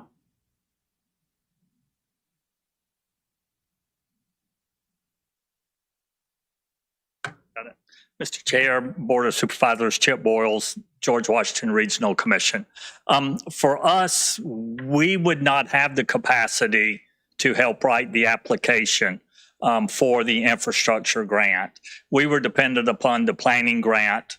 If it were to get awarded, it would provide the basis for us and give us the necessary financial support to then move forward with the infrastructure grant. The infrastructure grant's much more in detail, much more complicated, that we just currently, without a funding source, don't have the manpower to put into that. So that would be something that the county, as I explained to, was talking with Virginia Housing about this, because it would be a King George grant application to the Department of Housing and Community Development. It would either be the county who's the responsible party, a consultant who could do the application work, or the organization itself could do that. For us, we just don't have the resources right now to put into that big of a project. Should it get awarded, and you may want us to administer the grant itself, which is a very detailed grant and funding opportunity, being federal money, as you pointed out earlier, all of the construction has to be bid. It has to follow Davis-Bacon labor laws, which is inspections, interviews with people who are doing the construction, following their labor rates, making sure it meets the federal minimum labor rates, things like that. Not to mention that everything is procured according to state procurement code. So it's 2 years of very detailed work if it's awarded just to administer something like that. We could take a look at it. Probably for us, we would have to try to make a decision of hiring additional staff person. I mean, you're probably talking about a half of a person for a 2-year period, or hiring a consultant that would do this. There are consulting companies. I think Berkeley Group is one that comes to mind that does this type of work. But at this point, that was a long answer to tell you, no, sir, we aren't quite ready for this right now. Okay, that's a little bit different than what I was thinking. Okay. If we do hire this out, what are we talking in cost? They are much further along than a project just starting from nothing. A lot of their preliminary engineering reports have been done, their conceptual plans, their cost estimating has been done. So the application portion is not as detailed as a project starting from ground zero. Should it get awarded, our rule of thumb has always been roughly 15% of the project cost. 10% of the project cost, you usually lose a little bit of money. 15%, you're probably going to be okay. So you're in the neighborhood of 15% of $2 million because of, I hate to keep throwing out Davis-Bacon, but if you've never worked with it, you don't know how cumbersome that is. The senator does. Any other questions? Chip, Sure. And I guess, Ms. Parnell, do you know, so a lot of grants, in my experience, you're able to bake in part of the administration costs into what you're asking for. Could we put that 15%, figure out the math because it won't really look like 15 at that point, but can we put that administration half FTE into our proposal? Yeah, it doesn't add to it. So of the 2 million max, that comes out of it. Yes. As well as like project management, you've got to have inspectors on the job, making sure that they're putting the water and sewer in according to the King George water and sewer regulations, things like that. Yeah. I hate to take away because I was at your wonderful community engagement event last fall, and it was very well attended. I think everybody was a little surprised at how many people were there. Great questions asked. Habitat was there talking about how they would like to support this as well. I want to support your project. I just know that our county staff has a lot of big projects in their, right in front of them right now.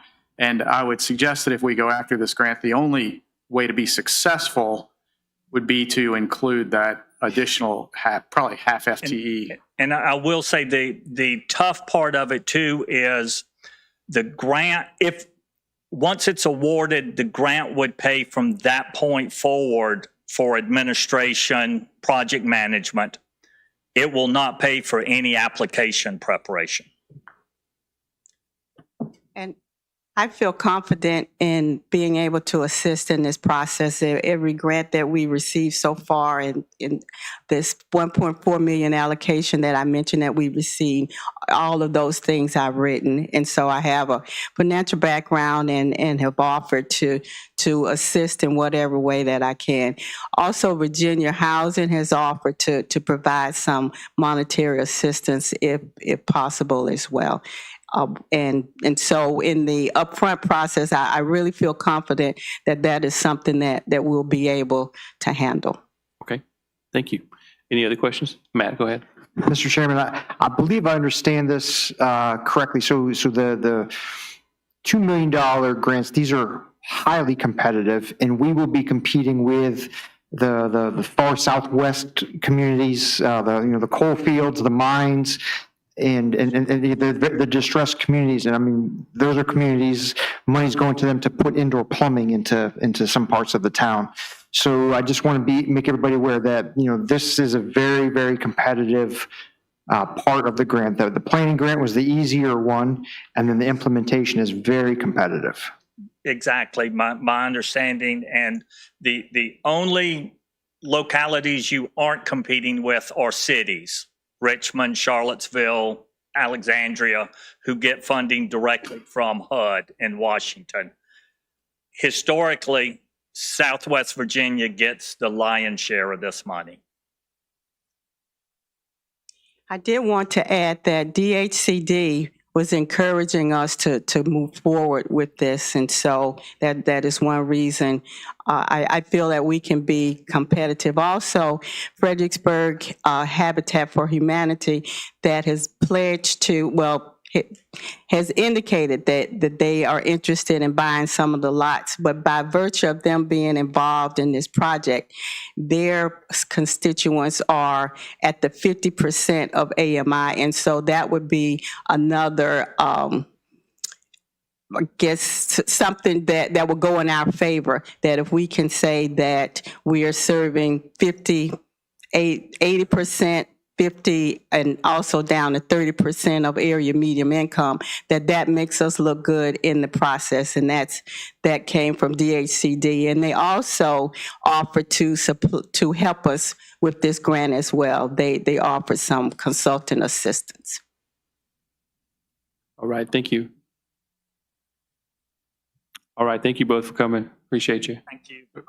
Oh, Mr. Chair, I'd make a motion that we, as a board, support Exodus making this grant application.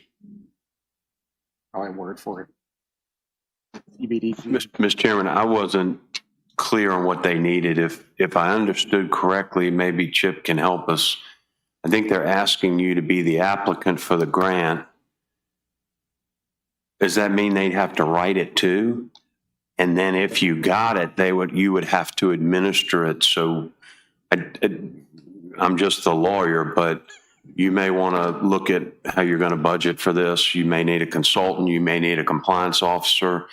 Anytime you're dealing with these grants, you're on the hook if something doesn't go the way it was supposed to. But I'd rather you ask Chip. He's had more experience than I have, but I can tell you it is very regimented. It is very detailed, and you're going to need a lot of help, and somebody's got to pay for that help. Is that fair, Chip? I think I couldn't have said it any more precisely. You may want to put this in your budget. Yeah, I do think the ask at this point is the application portion of it. I think at that point, during the application, you can try to figure out what's the best way to administer it.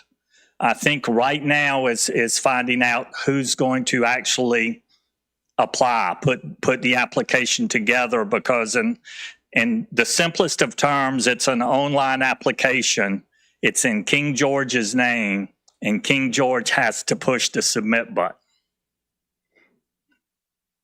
Yeah, so if we don't ask, the answer is no. Something I learned in my career very early on, right? So this was an incredible project for 20, how many houses was in this? 21 houses of a very appropriately sized, nice laid out project. And as I understand it, we were just on the cusp of the planning grant. They simply ran out of money, right? So I think there's a lot of support within the community. Seems to be a lot of support from the state. I think what I heard was, Ms. Parnell, you were willing to actually do the legwork on writing the grant. Yes. And based on my question, it sounded like you were agreeable to including the expenses for administering the grant in the grant write-up. Yes, that's really what Chip mentioned. So I think we still have time to work in parallel on whether that administration, we will look to something like Mr. Boyles' organization to help us there, or whether we go out to a consultant. I still make the motion. I think we should, maybe it's not a motion, right? If you're willing to write it, could you work on getting us this write-up of what we would then have to submit? And then we could just authorize Mr. Smolnick at a later point to actually hit submit on this application. As I understand it, it has to be submitted through CAMS, which is something that goes through the county. I'm familiar with it. I've submitted a grant through that process before. So I wouldn't have any problem doing it. I would need access to that. And as far as I understand, that's all that would be necessary. What's the due date on this application? It's June 30. It hasn't even come out yet. Okay, so we do have a little bit of time to think about I'll point out that it is under presentations. It's not an action item tonight, and we've got a little bit of time. You're free to press on with your motion. I withdraw the motion. I think we have actions to go take then, and we some can questions to ask. We can work on how the mechanics of this would work. Bring it back up for. So my ask would be, let's make sure we bring this back up for an agenda item in the future. So do I need to proceed to get someone to get me on CAMS, or what are the things we need to do so that when we come back the next time, we'll be able to get it voted on? What questions and concerns do you have? So the platform for submitting the grant, I am not familiar with that, nor have nor have any of my staff ever said, they are familiar with that. Now that's, I haven't questioned everybody on my staff, but if it's in King George County's name, just some things that I heard. I know, Mr. Dines in the back, head of our IT, it's giving somebody access to something that's in King George's name. That may be I don't know about this, but that's something to consider. And then, if Ms. Parnell is willing to do all the work and it's simply us just hitting a button and logging in, that's pretty simple. But as far as, if that's the case, if all that work can be done and we just simply have to hit the button for King George County versus spending staff time learning a new program, and any writing the grant background information, that will take some staff's time and some, it'll take away from our other job duties that we have. No, I don't think any of that will be necessary as far as your staff. As I said, I'm familiar with CAMS, and I've submitted it through Exodus. I have not submitted anything, of course, through the county, but which is why we would need access to be able to do that. Okay, Go ahead. I see Chip's coming back up. If I could too, I don't want to make it sound like either I'm washing my hands of the project and walking out tonight either. Matt knows, our two board members know, we're here to help too. I mean, it's not as if we can offer some advice, that type of thing, help walk through some of the procedures.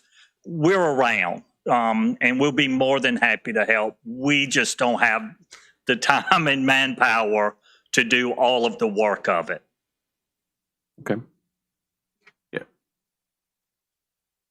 Mr. Smolnick, then would you maybe work with staff and figure out a good time to meet with Ms. Parnell, take a look at the application they're looking at and try to figure out this, is there an issue with us doing it to start with, right? And then sort of some of the mechanics of how that would work. Okay. So was that a request for staff time? Minimal amount of staff. All right. The board still needs to agree to that. Are y'all, Yeah, so I make a motion that Mr. Smolnick meet with Exodus to lay out the path forward for the infrastructure grant. We need a plan, right? How do we develop that plan if our motion. staff hasn't even looked at the tools to? there's a motion on the floor. We're not to discussion yet. So do we have a second?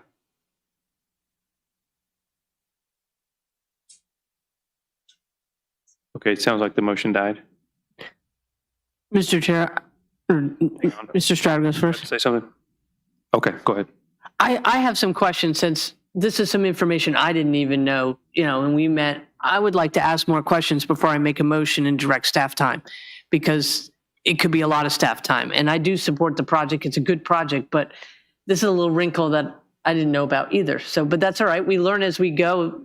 Federal government's a very complicated animal with a lot of grant opportunities, that have a lot of paperwork. So is that something that we could find out just a little bit more information for the next meeting?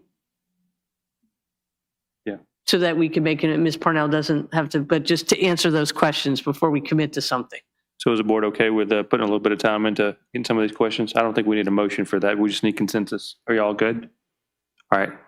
So I think, I don't want to speak for the whole board, but I think the bulk of us are, we like this, what you're doing.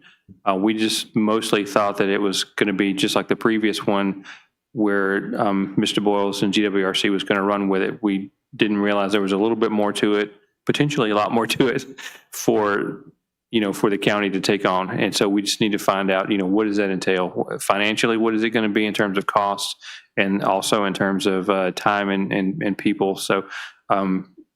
Smollett's going to look into that, and we'll bring it back in 2 weeks. Is that going to? I think Ms. Parnell, send me an email tomorrow. We'll find a common time. I'll be more than happy to sit down and talk to you. I think we can get this on the next, it'd be the April 7 agenda. Okay, perfect. I certainly understand. I didn't find out until we had a meeting later about the whole process in GWRC, but I really think that we can mitigate all of it, and it won't take your staff time. But No, that's I look fine. forward to meeting with you. We like to blame it on Chip anyway. We're good. Yeah. Thank you. All right. Thank you. Thank you for your help on this. We love you, Chip. Well, I love you, Chip. All right, now we'll get a presentation from Dr. Tashika Griffith, from the president of the Germanna Community College. I'm Debbie Fairfax, the James Madison District. I get the privilege of introducing Dr. Griffith tonight. This board gave me the honor and privilege of serving on the advisory board for Germanna Community College beginning in June of 2025. As a career educator, it is a joy to serve as a representative for King George in this capacity. My father, who was a lifelong King George resident, was one of the first graduates of Germanna after his service in the U.S. Army, and I obtained my BA and did my graduate work at George Mason University. But before that, as part of my transition from an out-of-state college to George Mason, I also attended Germanna and obtained my associate's degree from there. One of the first opportunities I had as part of serving on the Germanna board was assisting in the interview process for the new president. An excellent choice from over 80 applicants was made in Dr. Tashika Griffith, who is here to address you tonight. Prior to being appointed as Germanna's 7th permanent president, Dr. Griffith served as provost and chief campus officer for the Clearwater campus at St. Petersburg State College in St. Petersburg, Florida. She was affiliated with St. Petersburg College roughly 10 years and served as interim dean of the College of Education, assistant provost, and provost of the college's downtown and midtown centers. Dr. Griffith has previously served as associate dean of students at the University of Tennessee in Knoxville, assistant dean of students at the University of Miami, Florida, at University of Scranton, and at our own Virginia Tech in Blacksburg. In addition to 16 years in adjunct teaching positions at several colleges and universities, Dr. Griffith also brings experience gained from teaching public high school and serving in the university police department at Florida Atlantic University. She currently serves as an adjunct faculty member for VCU's School of Education. Dr. Griffith earned a professional certificate at Harvard University, a BA at Florida Atlantic University, a master's degree at Virginia Tech, and her education doctorate from Northeastern University in Boston. Thus, Dr. Griffith comes with a wealth of experience. But what has been even more impressive is her willingness to use that experience to serve both Germanna and the localities whose students attend the college. During the interview process and since onboarding in January, she has resolutely expressed that the vision for Germanna's future will be determined through collaboration. Workforce readiness is one priority. Two of the most exciting things that I've seen are the firefighter training and the Future Educators program offered at Germanna's Daniel Technology Center in Culpeper. It would be such a blessing for this county if these same types of programs were somehow offered a little closer to King George so that we can home grow our own future firefighters and teachers, so that those who grew up here and know and love this community could come back here and serve, just like I did. I wholeheartedly encourage you to take advantage of the opportunity to engage with Dr. Griffith beyond this evening to better understand how King George might collaborate with Germanna. Without further ado, I present Dr. Tashika Griffith.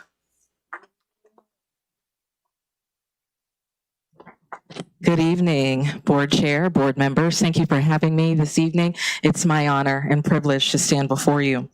I see so many welcoming faces this evening, so it's nice to know we have another board member here, Shirley, present, representing Germanna, and our Director of Finance, Ms. Nicole O'Connell. So with that said, I wanted to make clear why I'm here today. I'm here to introduce myself, but I'm also here to thank you for the commitment that you have already expressed from the county and your partnership with Germanna Community College. I think all of you may be a little relieved that I'm not coming here to ask for funding tonight. I'm simply here to show you your investment and what it's made a difference in the lives of many of the students that reside here in King George County. So, let me talk a little bit about who we are as a community college. We are a community college that services over 70 degrees and certificates, including workforce credentials throughout the Commonwealth. We are very proud that we offer all of this at a third of a cost of many of our four-year institutions.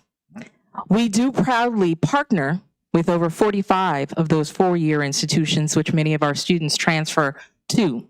And you'll see those top transfer partners: UMW, VCU, George Mason, Old Dominion, JMU.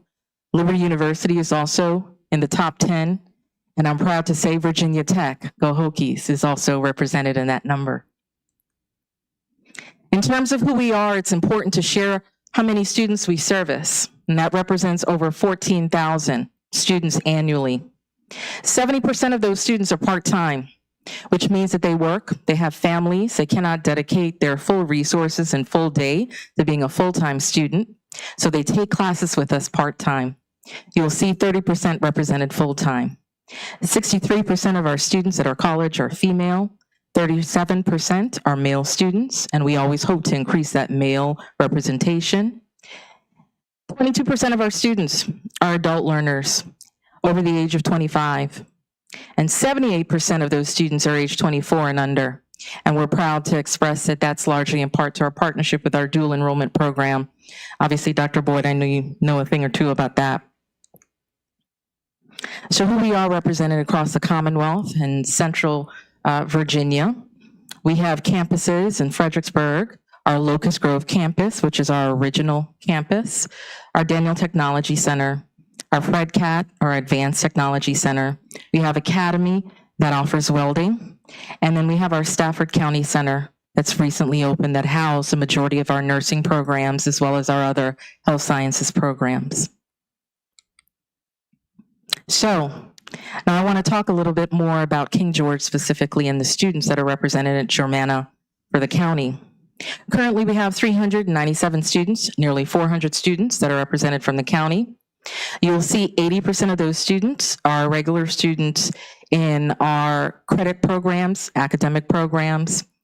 Dual enrollment is represented at 17%, and you'll see workforce at 3%. We talk a lot about workforce, and one of the main goals, as you heard Ms. Fairfax mentioned, is to increase that number from 3% to larger. A lot of our students come to us because they're looking to us for economic mobility and advancement. And we understand through workforce, they're able to get a credential much quicker, under 2 years. Several of our programs as little as 7 weeks. So our aim is to grow that number from 3% to larger. When we look at our students at King George, we see 65% of them are online. That speaks closely. I think it's very closely aligned to the part-time students looking for convenience. They want to take a class online, quickly get to work, and then log on. And then you see 35% of the King George County students are represented in person. And then again, for King George specifically, it's very close to our college number average, 75% part-time and 25% full-time. So King George County High School, our top programs, again, a lot of our students aim to come to us to transfer to a 4-year institution. So you'll see the college transfer represented as top programs. That's meaning a lot of our students transfer to 4 years. Next up, we have our business programs, which are very popular for our King George County students, and healthcare and cybersecurity. So just wanted to provide you a snapshot of what the students in this county are really gravitating to in terms of most interested programs. And then lastly, I wanted to leave you with a student spotlight, a student from King George County who proudly graduated in the fall of last year. He was a part of our Student Government Association, very actively involved. He interned in our Student Affairs office. But here's a quote from Mr. Benjamin. And he says, "I wanted to come to Germanna because I thought that attending community college would first be the best option for me. And though there is another community college much closer to where I live, and we love that community college too, he noted that he preferred to drive 45 minutes to get to Germanna every day because he heard such good things about the offerings and the programs. And that is a representation of all the great work that our faculty and our staff do to ensure that every student that touches us, whether in person or online, gets that small feel and attention that they need to be successful. And we're very proud of that at Germanna Community College. So with that, I wanted to share that information and thank you again for your time. Thank you for your partnership, and thank you for all that you do for our community college. Any questions? Any questions? Yeah, go ahead. First off, I saw University of Scranton on your resume there. Yes. And I'm a 1991 alumni of Scranton, so I have to say, I have to shout out to the Royals. Yes. Even though I still wish they had the Royal Rooster and not the Wolf. Oh, and not the wolf, yes. It's a lot funner mascot. But anyway, I do have an actual question because I've had this asked to me before.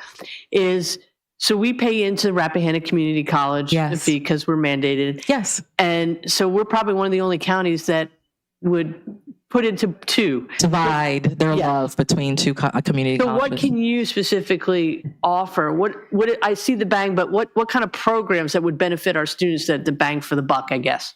So I say that's why I was saying earlier about having love for the other community college. Dr. Kennedy and I, in my short tenure here, have established a really good relationship. So we talk a lot about not overstepping and kind of co-duplicating efforts to make sure that we're unique in what we offer, they're unique in what they offer. A lot of our students really talk about our business programs, and I have to say healthcare stands out as a popular area of interest at Germanna for our students.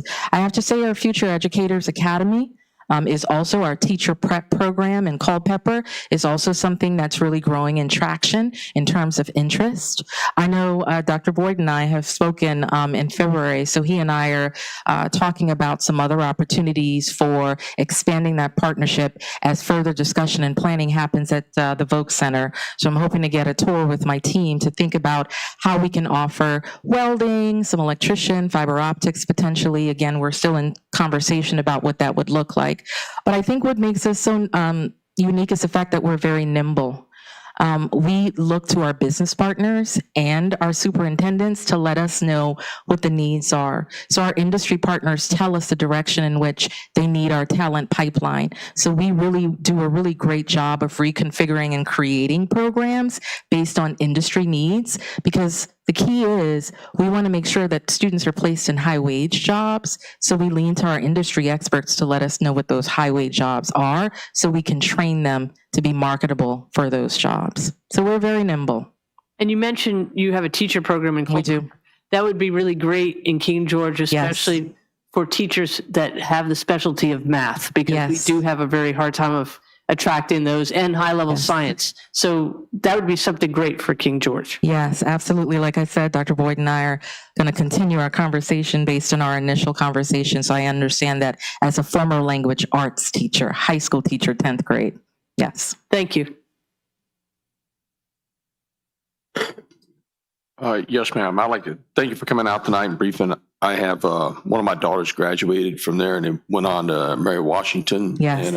And from business, used to be involved. You guys used to come out and ask, what do you need?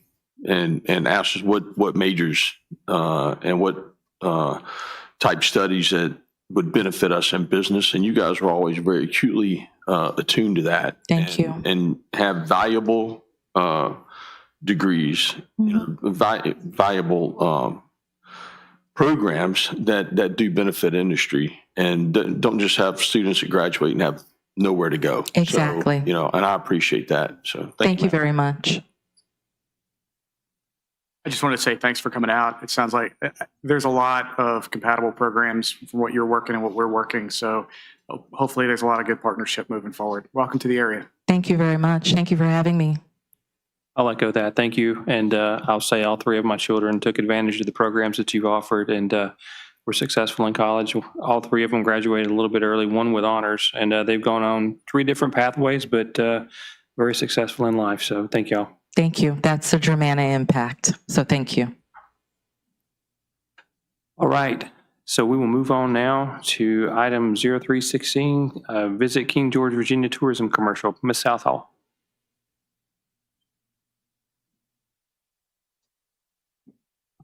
Good evening, members of the board. Thank you for having me to update you on some initiatives from our office. As you know, we collect a 5% occupancy tax. And what this transit occupancy tax is used for, it is earmarked by the Code of Virginia that 2% of it goes to the locality to use in the general fund. And that's why it's an asset to our residents, because it helps alleviate the tax burden. But the other 3%, that has to be used towards engaging our visitors and increasing visitors to the county. So just a little snapshot from the state regarding King George County. In 2024, we had over $38 million spent in visitor spending in the county, and $3 million of that helped generate state and local tax revenue. So it's not just the occupancy tax, but it's also sales tax and other taxes that trickle from our visitors. So with that, our office has been focusing on using our advertising dollars to better benefit bang for our buck. And with that, that has had us kind of model after what the state has been doing after their budget became a little bit tighter. And they're focusing heavily on digital assets. And so we're trying to try that out this fiscal year and then really ramp that up next fiscal year. So from the state data, our primary visitors are from DC and Richmond. And then our secondary markets that are more likely to spend that occupancy tax are in Philly, Baltimore, and Raleigh-Durham area. And so over the next few months, we'll be focusing different streaming commercials in those different areas. And this is our first commercial that was for Philly. So this is a quick little 30-second clip that you'll see on streaming services.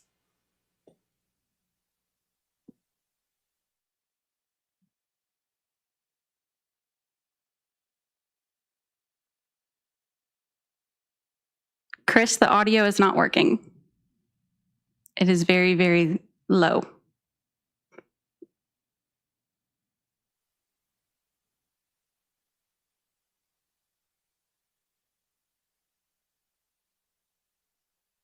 I couldn't get it to work when I played it at home either. Interesting. I do like the fact that you led with an eagle for a commercial in Philadelphia. And that is props to Kyle Kritzer. That was his idea. He joked with it and we ran with it because we thought it was really, really fun.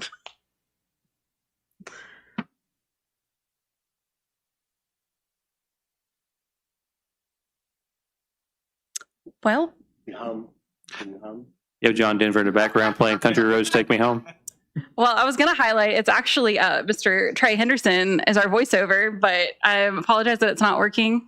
I may have put the wrong, I could hear it slightly, but I may have put the wrong version up on YouTube. But I think it's the correct version. Mine didn't work at home either. There was no audio. The one that you sent the link. Interesting. Well, anyways, that's what's playing. Over 30,000 people have seen it. We still have another week or two that campaign. I promise it's working. We will assess, but basically it's just a quick little campaign talking about Eagles playing off of Go Birds in Philly. And then the next one, we're going to be highlighting a shorter version of the video we did over the summer of all of our different 35 plus businesses that were highlighted in that video. And that will be focusing on Baltimore, and then we'll shift to Raleigh-Durham. So that's that bit. And then I guess I can just roll into my next roll right one. into the next one. Thank y'all very much for that, though. Great job. So one of the great things about having a new employee, Kyle, is that we're able to expand our initiatives. And one of those was we discussed wanting to highlight our residents and different tourism assets in the county. And with that, we came up with revitalizing, renovating this outdoor space outside the boardroom. And so now we have a display case, and each month we're highlighting different things. And last month was Black History Month, and then this month it's Women's History Month. And we have things highlighted for the rest of the year. For example, in May will be small businesses and things like that. So we'll do our KG Best of the Best winners. And so with that, Kyle has been kind of running the whole display and finding different residents in the community to highlight, and different just things that might bring in more information to both our residents and our visitors about different assets that we have here. And that's it. Do you have any questions? I have a question. Yes. So this is something that I talked to Historical Society about when I first came on with your kiosks. Post office, school, where the courthouse. The courthouse is it's pretty empty looking sometimes you walk in. What about just some permanent type kiosks that are around that if we want to change stuff up over time, you can keep changing stuff up, but having some permanent type kiosks in all the kind of buildings that we have? Yes, Mr. Sullins approached myself about 6 or so months ago, somewhere in that range. And I did get with IT about trying to acquire some hardware. We were already on board with the software, and that was already something that we're talking about because of the TVs that are in this building. And you'd be able to remote in and update that content. And then it was really just trying to get that kiosk component that you're talking about and seeing if we could get some hardware where we could make it mobile and put it in different places in the community. Unfortunately, the contractor that we were in touch with kind of, just for lack of a better word, ghosted us. So IT did find a new contractor and has gotten better numbers. So hopefully in the next month or so, we'll come with a presentation to discuss what that might look like, doing partnerships like that, whether we do a trial run with the budget we have in this fiscal year, see how it goes, and just kind of hone it in on this building and then expand further. But that is something that is on the agenda and pipeline for us to look into. All right. Thank you. Any other questions? As the county administrator, I just, when you bring new staff and new ideas, and Kyle's a great example of that, under Amy's leadership, he's got these, the eagle, let's run with that. And sometimes it's just a joke, but it works. So I appreciate his forward thinking, his, thinking outside the box, and he's just a great addition to the team. So I want to publicly say thank you to Kyle. Be good. All right.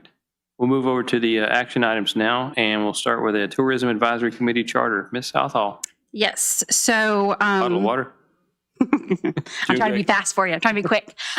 So with that, again, with having Kyle join the team, we kind of took a look at best practices for the committee, and one of which is to review our charter and our bylaws every year. And so we did that in January. There were some things that we found in the bylaws that were a little outdated, most of which was just the main points were making sure that online participation was more clear, that counts as in-person participation, because the way it was written previously is that if someone didn't physically come to a meeting, more than, I think, a quarter of our meetings, they would be removed from the committee. And we have some members that's an issue with. They need to be able to remote in, participate. So that was one of the things. And then the other thing was a list of, and I don't know if Mr. Dines is able to pull up the amended, because I don't think I remember all of the different members, but the members were a bit outdated. If you could scroll down to the members section. Right there, yes. So we were talking about, technically we call it an agritourism representative, so just updating that language. The person who is on the committee right now is listed as arts and events, but in the charter it just says arts, so small details there. We no longer have a local chamber of commerce, so looking at other localities, some of them have retail as an option, so we do have very limited retail, but that is something that we are trying to grow and engage. So that's another option that we wanted to add as a membership. Just to go again parallel with what we list them as currently on the website, cultural and historical is actually listed as culture and history, so just a small update. Education, that person is listed as marketing and promotion, although they are also a teacher at our high school. And then restaurants, we wanted to say that that also could include food truck owners.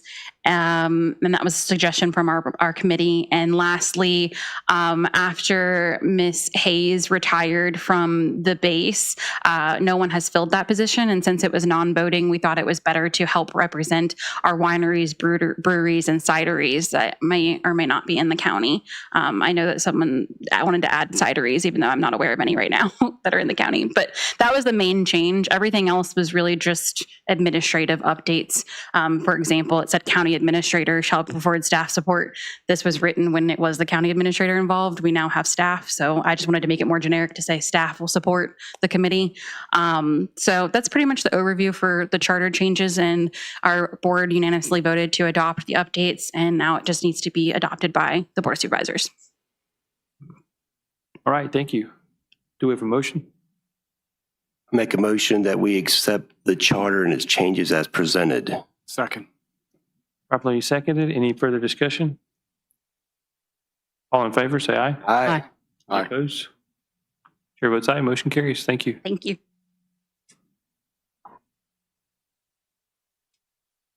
All right. King George County South Staff Healthcare, Ms. Susan Courtney. Come on up, ma'am. Good evening. Good evening. Thanks for having me.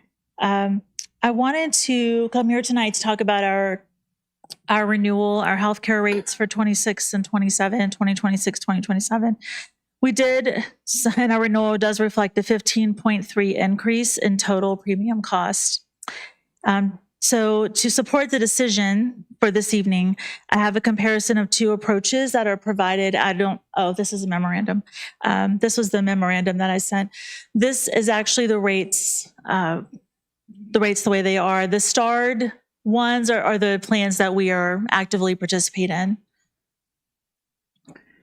And, okay. I guess the clicker, there we go. Okay, so the two ways that this was broken out on that screen, there we go. Okay, the first one represents that there would be no premium increases to the staff, that the county would absorb all of the cost of the healthcare renewal. The second one on the right would be that there is a split in the premium as a cost share, and that is by percentage. And so you'll see here, it'll have the total cost per month, it'll have the total premium for the year, and then below I highlighted what would be the county's cost annually, and then down below you have employees share annually. And so the purpose of me being here is for you to make a decision and have a vote on which plan that you would like to accept so that I can move forward. And Mr. Chairman, as I'm preparing my budget, if I may, as I'm preparing my budget, I went, I'm a little more conservative. I went with the second option, with keeping the percentages the same as previous years. The county's been good to the employees the last couple of years of absorbing the full cost. And I think it's time that, there should be a share between the employee and the county. So as I'm working my preliminary budget, that's what I'm plugging into my numbers, is to keep the percentages the same, but to have the employee put a little bit more into the plan and just not have the county pick it up, if that helps the board. Okay. And that's the middle one. That's the second option up there. Right, that's the one on the right. Okay, It has gotcha. 2 columns, but that's the whole plan there. Mr. Chair, this is from Mr. Small, since it's small writing up there. What would be the share for the employee, the percentage? It depends what plan you're on. So when you're looking at I don't know if you can zoom in there, Mr. Dines, but I'm looking at the top right box, Key Advantage expanded. So it depends if you're a single, dual, or family. 93% is the county share for single, 86 for dual, and 82 for family. So it does go down. It's not uniform across the board. And one thing that I've, in my couple of years that I've learned here, the way the county's traditionally done this, they have not looked at the percentage, the 15.3%, and do you share that? It's, keeping the numbers in check here. Do you want to continue with the existing 93 versus 7% for single Key Advantage expanded. Now, one thing that and I put this as a word of caution, but I think it's just appropriate to talk about it.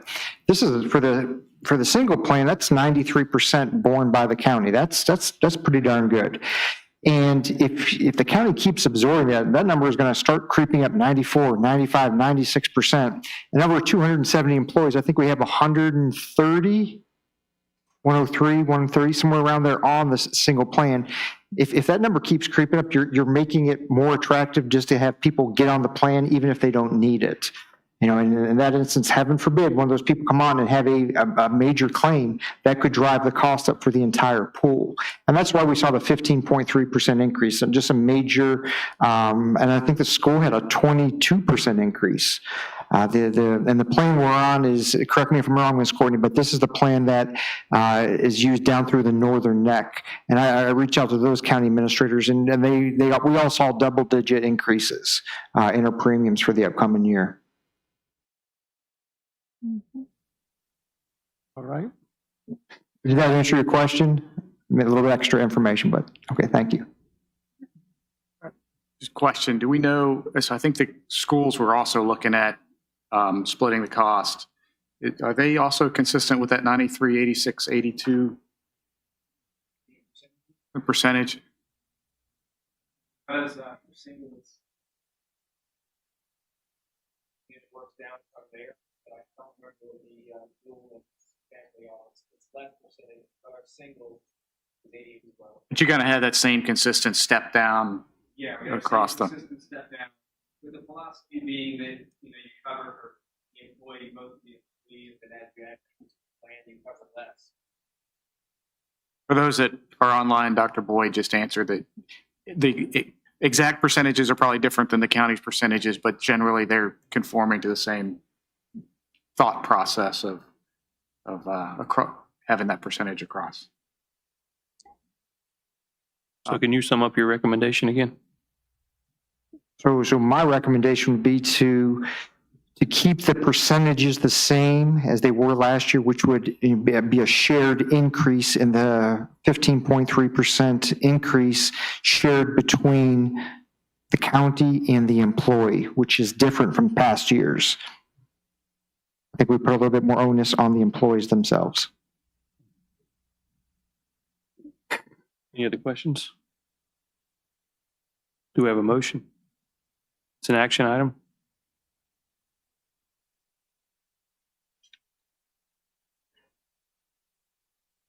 Or do you want to think about it for another meeting? Unfortunately, I have an April 1st deadline to submit the renewal, and there's no exceptions to the extension. Okay. I definitely support sharing the responsibility with the employee. I'll make a motion to accept the healthcare plan as highlighted by Mr. Smolnik.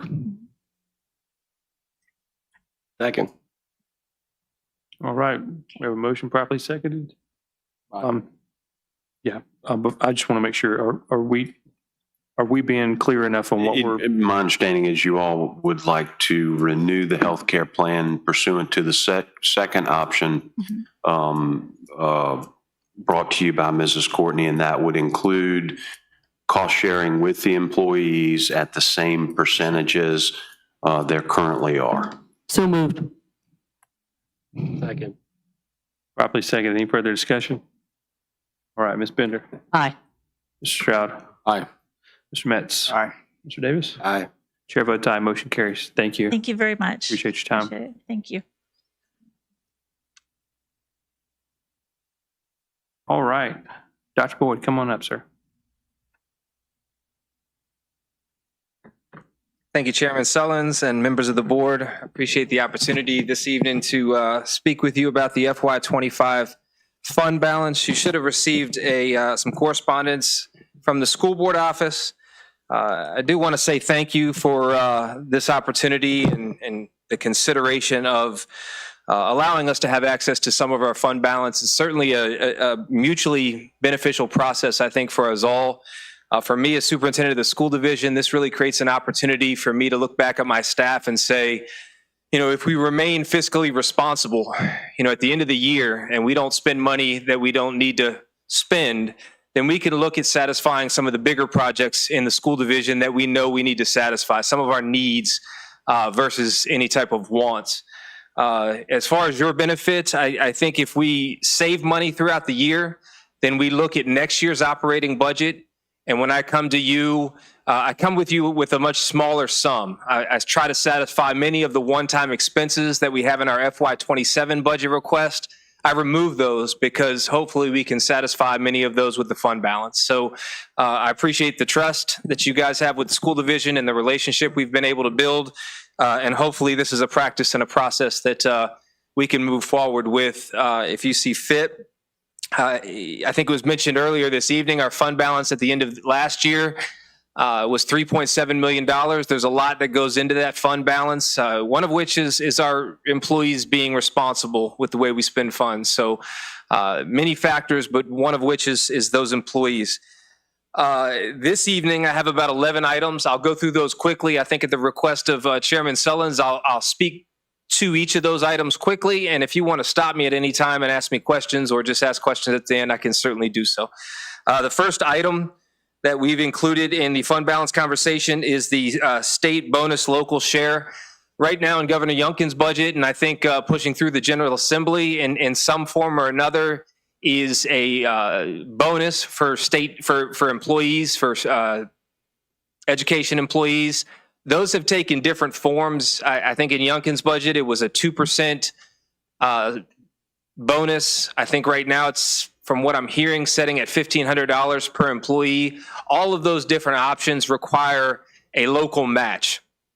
What we're estimating the local match at right now is $448,000. I think when school divisions receive this bonus, which we appreciate and our employees will certainly appreciate, there is a requirement for a local match. Many school divisions will not be able to match that local match. If we were able to receive this money, we could give our employees that full state bonus that was intended by the Governor and General Assembly. That's the first item. The second item, the activity fund reimbursement. This is the same one we had last year. This is mainly our high school and middle school, but some small expenses at the elementary level. At the high school level, it's reimbursement for some activities like graduation, also the cost for referees and officials. Security is in there for all of our athletic events. We try to reimburse our schools for those funds so that they can then in turn pay for things that directly influence our students. The third one is from our Snowcrete episode this year. We had a lot of expenses that were incurred. We got graders. Fortunately, thanks to the recommendation from Board Member Davis, and we got skid loaders and ice melt and all those kind of things that really got us out from underneath the Snowcrete, but did incur some costs. We also lost some money with our cafeteria program in that process. We lost some food. We lost some income that we would have received if school was in session. The next item there is King George County Schools lunch debt. This is an annual occurrence. Ever since COVID ended, we are taking on a lot of lunch debt. Right now, we're really, I won't go into this in great detail. I can certainly answer any questions, but we're taking on a lot of debt right now. We cannot, we serve every student a lunch every day, no questions asked. We cannot not serve a lunch. We have a difficult time now really getting a lot of our students to fill out the free and reduced lunch form. And as a result, I won't go into greater detail than that. We take on a lot of lunch debt, usually around this time of year. Efforts from our principals, even our nutrition staff reaches out to our local churches and local civic organizations to help us cover that lunch debt. If we can do it in-house, I think it would alleviate our community from having to pick up that cost. As you know, in FY, well, I think I've shared it with Mr. Smolnick, and you guys have your budget book. The next few items are items in the FY27 budget request that we're able to pull out of that budget request if we can satisfy it with fund balance money. The first of which is the history and social science curriculum. The state of Virginia rewrote the history and social science curriculum SOLs, and as a result, we're responsible for purchasing a state-approved curriculum for that. The next item is King George High School cameras and NVR. NVR is the recording device for the cameras. Right now, we still have about 40 cameras at the high school that are analog, and they're dying quickly. And so this cost here in FY27 was to replace those existing analog cameras and upgrade our recording software at the high school. The next item there is we're on a cycle. Every 4 years, the King George High School laptop replacement for our staff. So this is a renewal time for that. The door and repair replacement, we have a cost in the FY27 budget for specifically some doors at Potomac Elementary School. The doors that go from the gymnasium to the modular, many of those doorways just get a lot of use and need to be replaced, and they're expensive security doors that need to be replaced. The next item is lawnmower replacement. We have 6 lawnmowers, I believe, in the school division. That are all about 10 to 15 years old. They have over 2,000 hours on them. This past year, they came to me and said, we need to replace pretty much all of our lawn mowers. I think we've got 2 of them that are still in good working condition that we'll continue to use. But the 3 that we continue to put in and out of the shop, we think it would be wise to replace at this point. So it would be a cost savings to keep those out of the shop.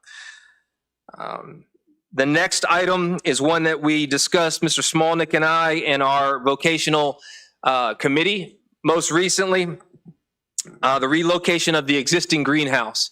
As we move forward with the demolition of the vocational center, the greenhouse that we have on the back of that property there is still in good use. We can move that greenhouse.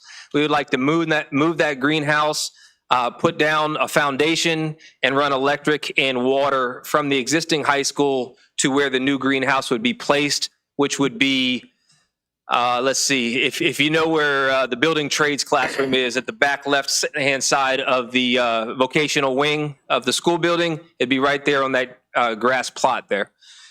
And then the final item there is the 26-27 IEC tuition and curriculum for 10 students. So if you remember, we now have a great partnership with IEC, the electrical apprenticeship program that we've started this year. We've got 10 kids, actually I think we have 12 kids in it right now that are very successful and I think are probably going to be employed here very soon as apprentice electricians. In order to start that program, Terry Rinko reached out to a lot of local organizations and received a lot of funds to just get that program off the ground.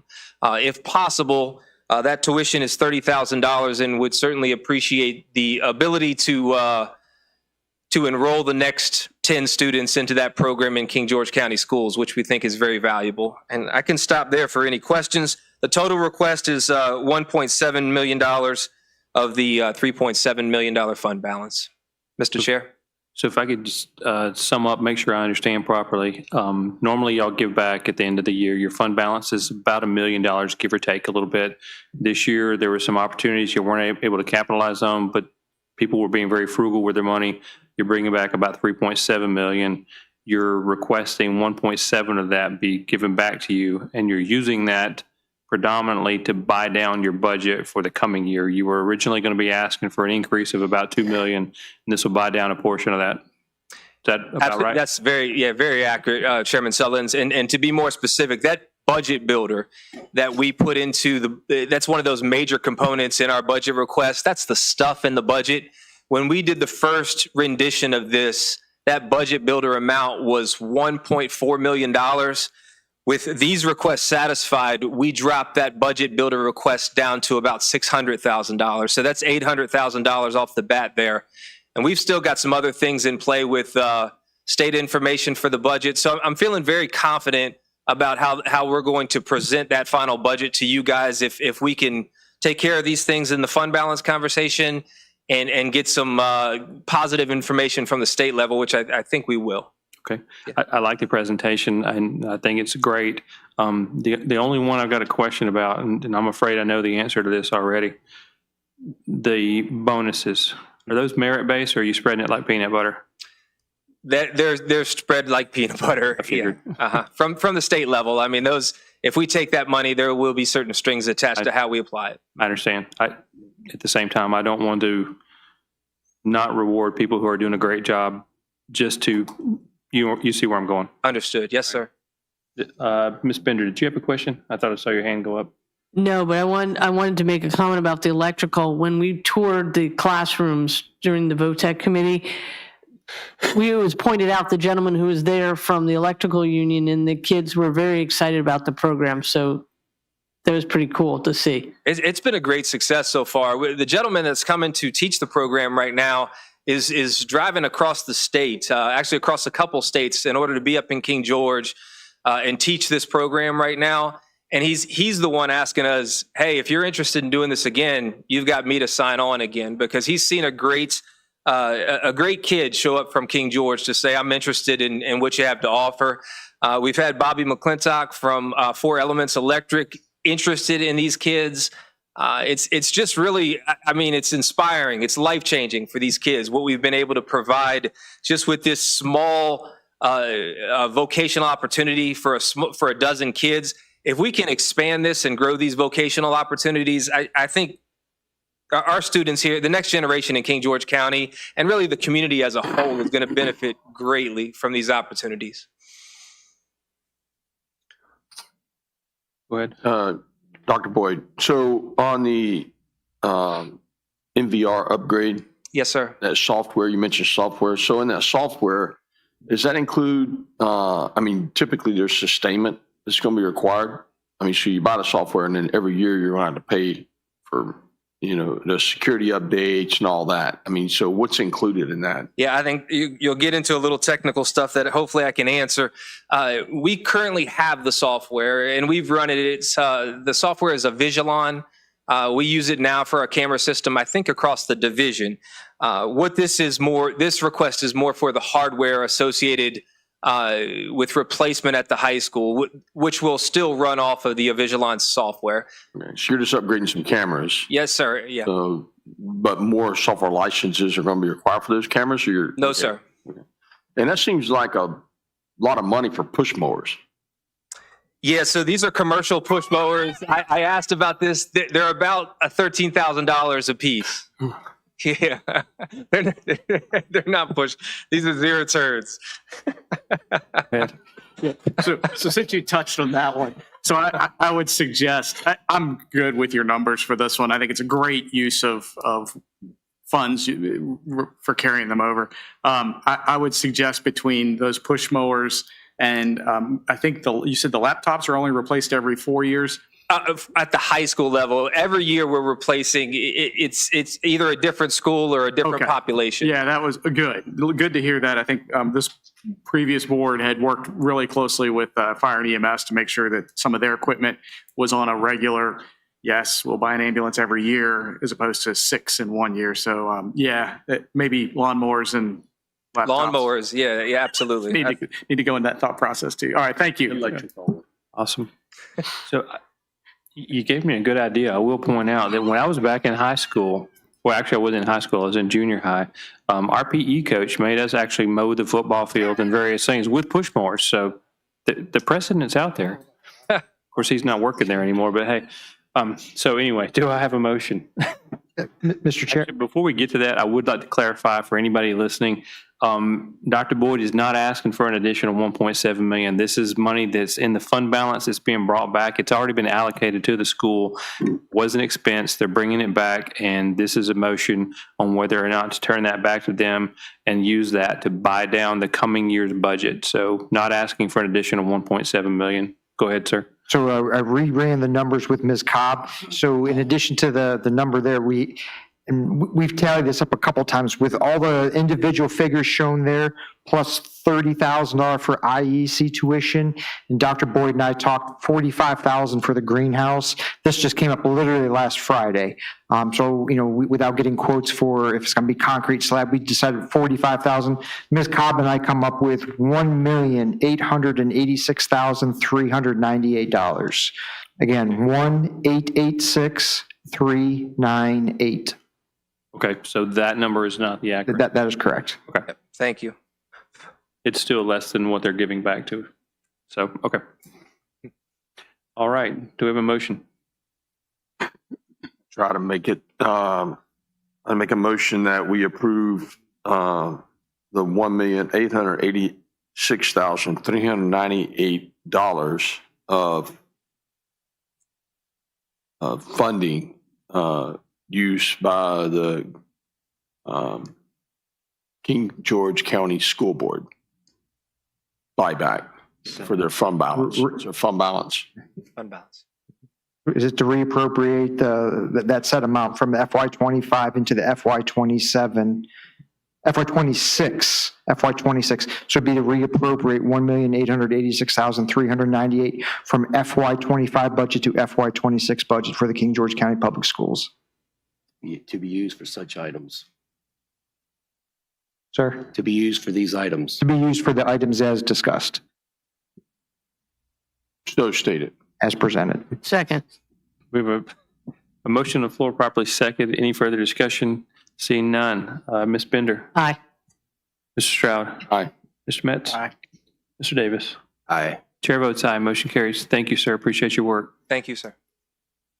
Mr. Chair, Yes, sir. I think we're going to Mr. Smolnick. Is he up next? Yeah.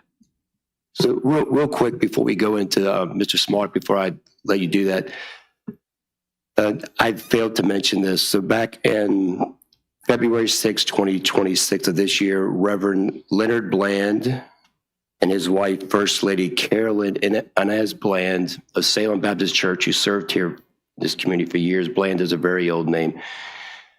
They passed away on the exact same day.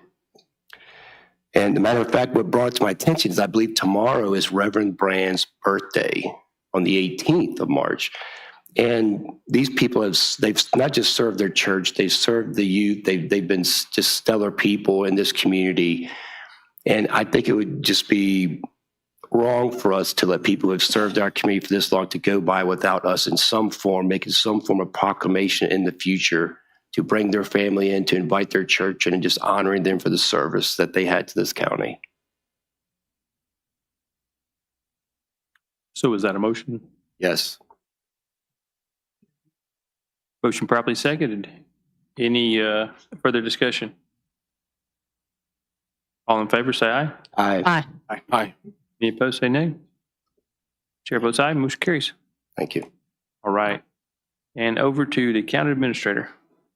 Thank you, Mr. Chairman. So the first item under my county administrator's report pertains to the CIP. Now, Ms. Cobb and Ms. Dillard over here, I know we talked about the audit and how detail oriented they are. What really Ms. Cobb led this charge of going back through previously completed CIP projects. And then, finding the extra money that was left over. I mean, you'll see Barnesfield playground replacement. There was $24 that was allocated. The project was built, and there's $24. The money's still there, but it's been appropriated to this project. So she went through, and then the item that's on the screen before you, this is what was in the packet: $669,028.25. Last year, the Board of Supervisors approved $550,000 for the old courthouse across the parking lot. At our February 11th meeting, we saw that project was down. It was down quite far on the list as far as what we're going to do about it. So there's been some money spent there through ECS looking at some of the hazardous materials. So there's still a chunk of money that's left over with that project. And to assist with the FY27 CIP, in addition to the 669,028.90 that Ms. Cobb found with the projects that were completed, I would recommend another $525,000 for the old courthouse repurposing that was allocated last year. I would like to bring that into, and then you see that there's a recommended action, authorize me to allocate, the new number would be $1,194,028.90 from the completed CIP project list to the CIP construction line item. And this, again, we talked about CIP. We're going to talk about it again here in another couple minutes, and the public hearing will be at April 7th. This is just a cleanup that finance did to find additional money and put it towards the FY27 recommendations that I have for the board. Any questions? Just for clarity, so this is funding, so last week we heard about the audit, or the last meeting we heard about the audit. So this funding today is sitting in the CIP allocated funding lines. This would effectively move it back into the capital projects construction fund, which could be used for projects that will be at the public hearing next meeting. Right. That is correct. Future motions That is will be correct. able to then use these out of that. That is correct. Yes, sir. Thanks for that clarity. And also, Mr. Chair, to clarify, this is all projects that have previously done in the last couple of years and money that was left over. That is correct. Mr. Spalding, as far as the, believe it or not, I have not gotten a lot of resistance about the removal of the old courthouse building from people, just if that's the plan. But I have had a lot of people talk to me about how can we save the front facade where the pillars are and things of that nature. Even in Fredericksburg, you'll see where they have buildings propped up where you drive down a road and you see the front of the building, but there is no back. And somehow, that might be sometimes sentiment costs money. So I don't know if it's the right way to go or not, but there's a lot of people who have reached out and said, is there any way we can just save the front of the building, the doors and all that, and just somehow incorporate it in whatever we're doing. So if we look at demolishing the building, I'd like to just kind of kick that around if it's all right with everyone else and just see what it would take to save that portion of it if possible. At the board's direction on February 11th, I think that's a good idea. We can look at that, and if the board wants to move that up in the priority list, but I think that was about 4 or 5 years down the road. Yeah, there's some things in front of it. Yeah, absolutely. Thanks. I'll just agree with Mr. Davis. I'm not against tearing it down, but what I really don't want to do is to take it down before we've come up with what the plan is for this building and this whole facility here. So it's not getting bumped up in the list. I'm just talking down the line. I may not be here. You may not be here in 4 or 5 years, my friend. So planting seeds. Thank you. My preference would be to look for a way to incorporate that into a future build. I mean, I've seen the church you're talking about, or the church you're talking about in Falmouth. It's 50 feet high and 3 feet deep. It's kind of neat. Yeah. Very expensive. It'd be great if we can incorporate that into a future build without having a weird freestanding structure there that doesn't make any sense. But we're throwing out thoughts and opinions now. Yeah, it's just a thought. Mr. Chair, and I was visiting Philadelphia last year, near the Liberty Bell, they actually preserved the original building that was for, George Washington, the Congress met there, and they actually have parts of it that are still preserved, and then they have outlines on the bottom, and, that could be something to use with the facade, that you support that part and then leave, so you can see where the original building's footprint was, because in my research, the bricks on that are actually from the 1820s courthouse that was somewhere over here. And they actually used the bricks from that to build the original section. So keeping the bricks are important too. Okay. So we've gone down an interesting tangent. Do we have a motion for this? Yes, I make a motion that we authorize the county administrator to transfer $1,194,028 $28.90 from the completed CIP projects listed that we see on the screen to the CIP capital projects construction line, plus the courthouse, for TAC 302, TAC 94400, TAC 8212. Second. Properly second. Any further discussion? All right, Ms. Bender? Aye. Mr. Stroud? Aye. Mr. Metz? Aye. Mr. Davis? Aye. Chair votes aye. Motion carries. Thank you very much.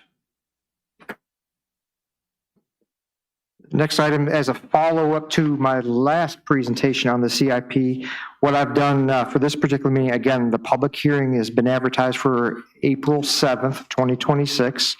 So what I've done here, very similar to last year, I've gone through and highlighted my recommendations based on some of the feedback that I received from the Planning Commission and some comments made here 2 weeks ago at the Board of Supervisors meeting. So my recommendation, $650,000 for the school bus refresh. This will replenish the school buses on a cycle, so Dr. Boyd doesn't need to come to us and replace 50 school buses at one time. I'm not sure how many school buses, how many does this? It's going down, but it's probably about 3 or 4. About 3 or 4 buses. So that's what this should cover. A comment that was made 2 weeks ago at the Potomac Elementary parking lot. I believe Mr. Davis made that. I've included that in my recommendations for $100,000. Potomac Elementary School metal roof, $800,000. Again, if we've got a leaky roof, it just leads to disaster, and we've got to protect that school for our youth. Ambulance replacement program, $400,000. This is, again, very similar to the school bus. So Chief Moody does not need to come replace all the ambulances in 1 year. For solid waste and recycling, I'm recommending $265,000 for a roll-off truck. Mr. Newchuk has 2 trucks. One is not roadworthy. One is in the shop, seems like every other week. So this is important to keep. If we don't make our pools on the Friday at Perkins Corner, that convenience center cannot run during the weekend. So I will be recommending the new roll-off truck. Perkins Corner office trailer, if you've ever set foot in this, it is quite rough. The request was for $80,000. Again, these are the numbers, the value engineering that we've come up with. Rough estimates, it doesn't mean it's going to be the construction cost. Hopefully they're going to be less than what's presented. Boardroom HVAC, we've all experienced it here. This is a 32-year-old system, I believe, that is leaking the old refrigerant type, and we've met with Train. There's really nothing you can do about it. You can't Band-Aid it anymore. So I'm recommending $282,350 for the boardroom HVAC unit replacement, $260,000 for fleet vehicle purchase for Sheriff Giles. This is, again, very similar to the ambulance and the bus. And then also the mobile data terminals in the sheriff's office, $296,824. These MDTs are operating on Windows 10 right now, so they're no longer serviced. So we think that is a need to ensure that our deputies have the correct, proper communication when they're out in the field. New voting machines, this is the second half of the money appropriated last year, $86,695 for new Hart voting machines for a registrar. Moving down to Parks and Recreation, restroom facility for Sedell Brooks, $850,000. This would be extending the water and be connecting sewer. I think water is at the corner of Ridge and Beverly. Help me out with the road going back to Sedell Brooks. So that would be extended back to serve the bathroom. And then for Mr. Dines, we have computer replacement and some server upgrades. So for FY27, you total that all up, I come up with $4,192,869. And we just did transfer, reallocate funds a couple minutes ago. So you're looking at a $2,998,840.10. So I will have this we advertise as a public hearing for the entire amount, so we can still make changes, so don't worry about that. And I'm here for any advice or recommendations from the Board of Supervisors.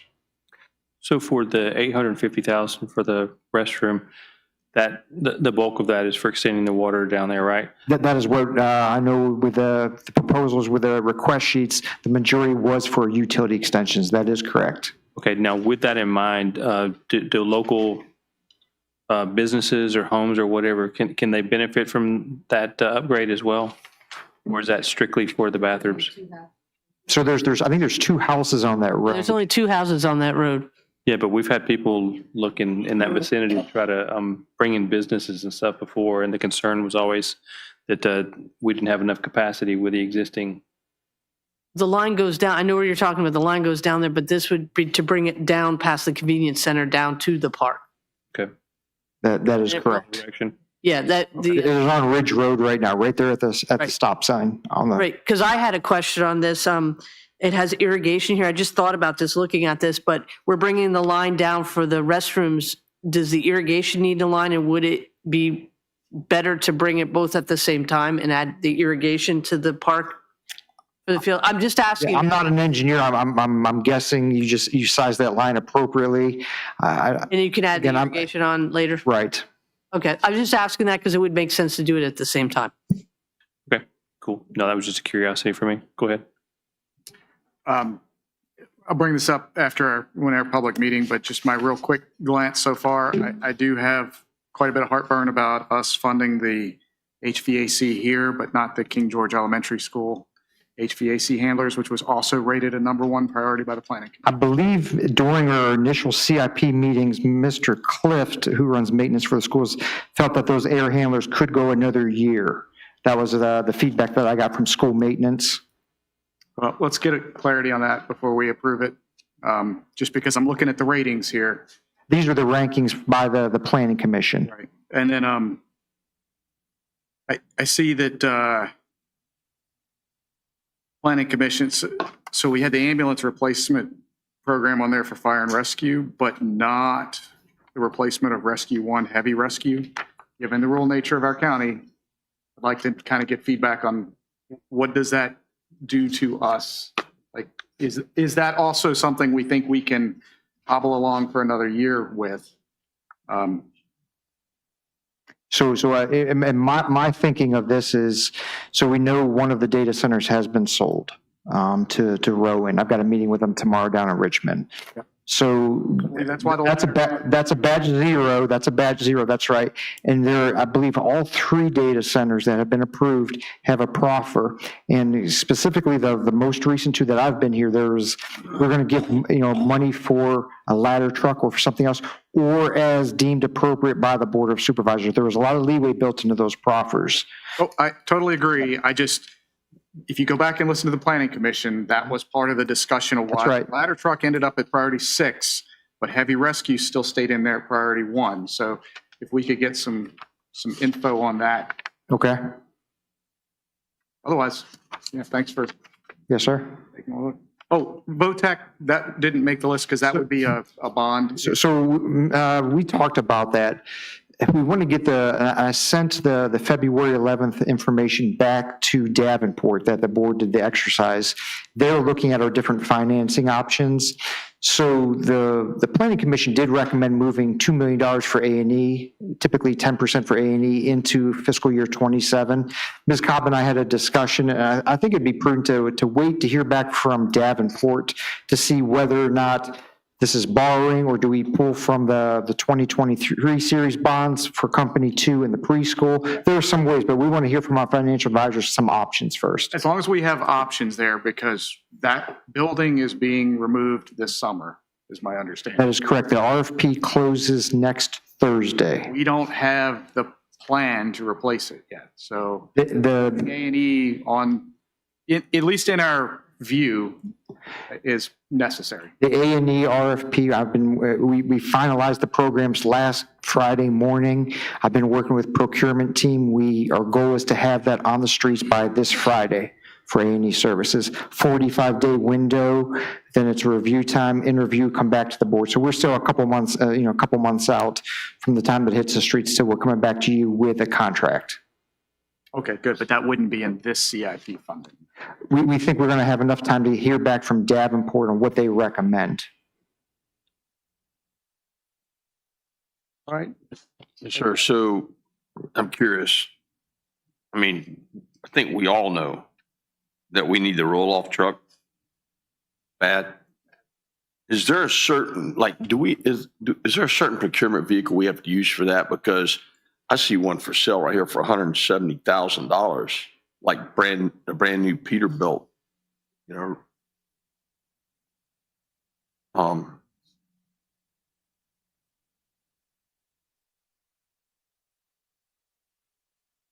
Well, I will get with my procurement team tomorrow, and I'll figure out where Mr. Newchuck came up with these numbers. I know there's a vendor, it's a Virginia dealer, I want to say down Emporia way, that he deals with.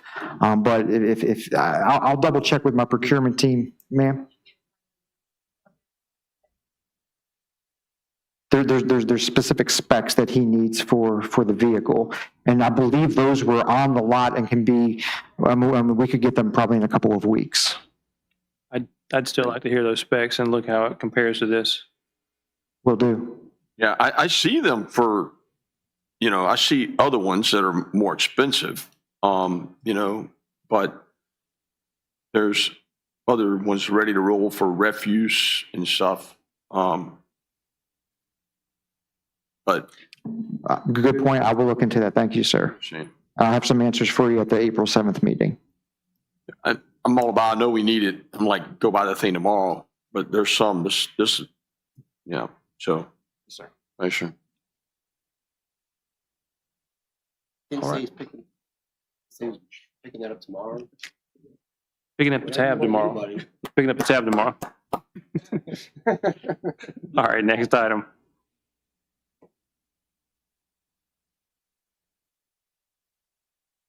All right, next item, sir. Okay, so we've got the Weldon Cooper population data. If you could pull that up, Mr. Dine. So the Weldon Cooper numbers, these, I think Pastor Shaw talked about these, go from April 1 of 2020 to July 1 of 2025. So 5 years, 3 months, or 5.25 years. So what I've done is, this is an Excel spreadsheet that they put out. It was a little delayed this year due to the government shutdown, but I just sorted them based on percentage change. Up at the top, you know, 21.5 is New Kent leading the county, and I highlighted King George where we are at 7%. Based on this 7% over 5.25 years, that's 1.33% on an annual basis, which is healthy growth. And if you scroll down a little bit, so these are the individual cities and counties, and they also, I believe Mr. Boyles came here, he talked about the George Washington Regional Commission. Mr. Dines, if you scroll down to the bottom of that page, this is a great data set. Just keep on going to the bottom of there's about 3 or 4 tables, keep going. They break it down by metropolitan area, and the very last, the geographic area, keep going. The planning districts, here we go. So 7.8% is the George Washington Regional Commission, of which we are a part of, Planning District 16. You can see we grew at 7.8%.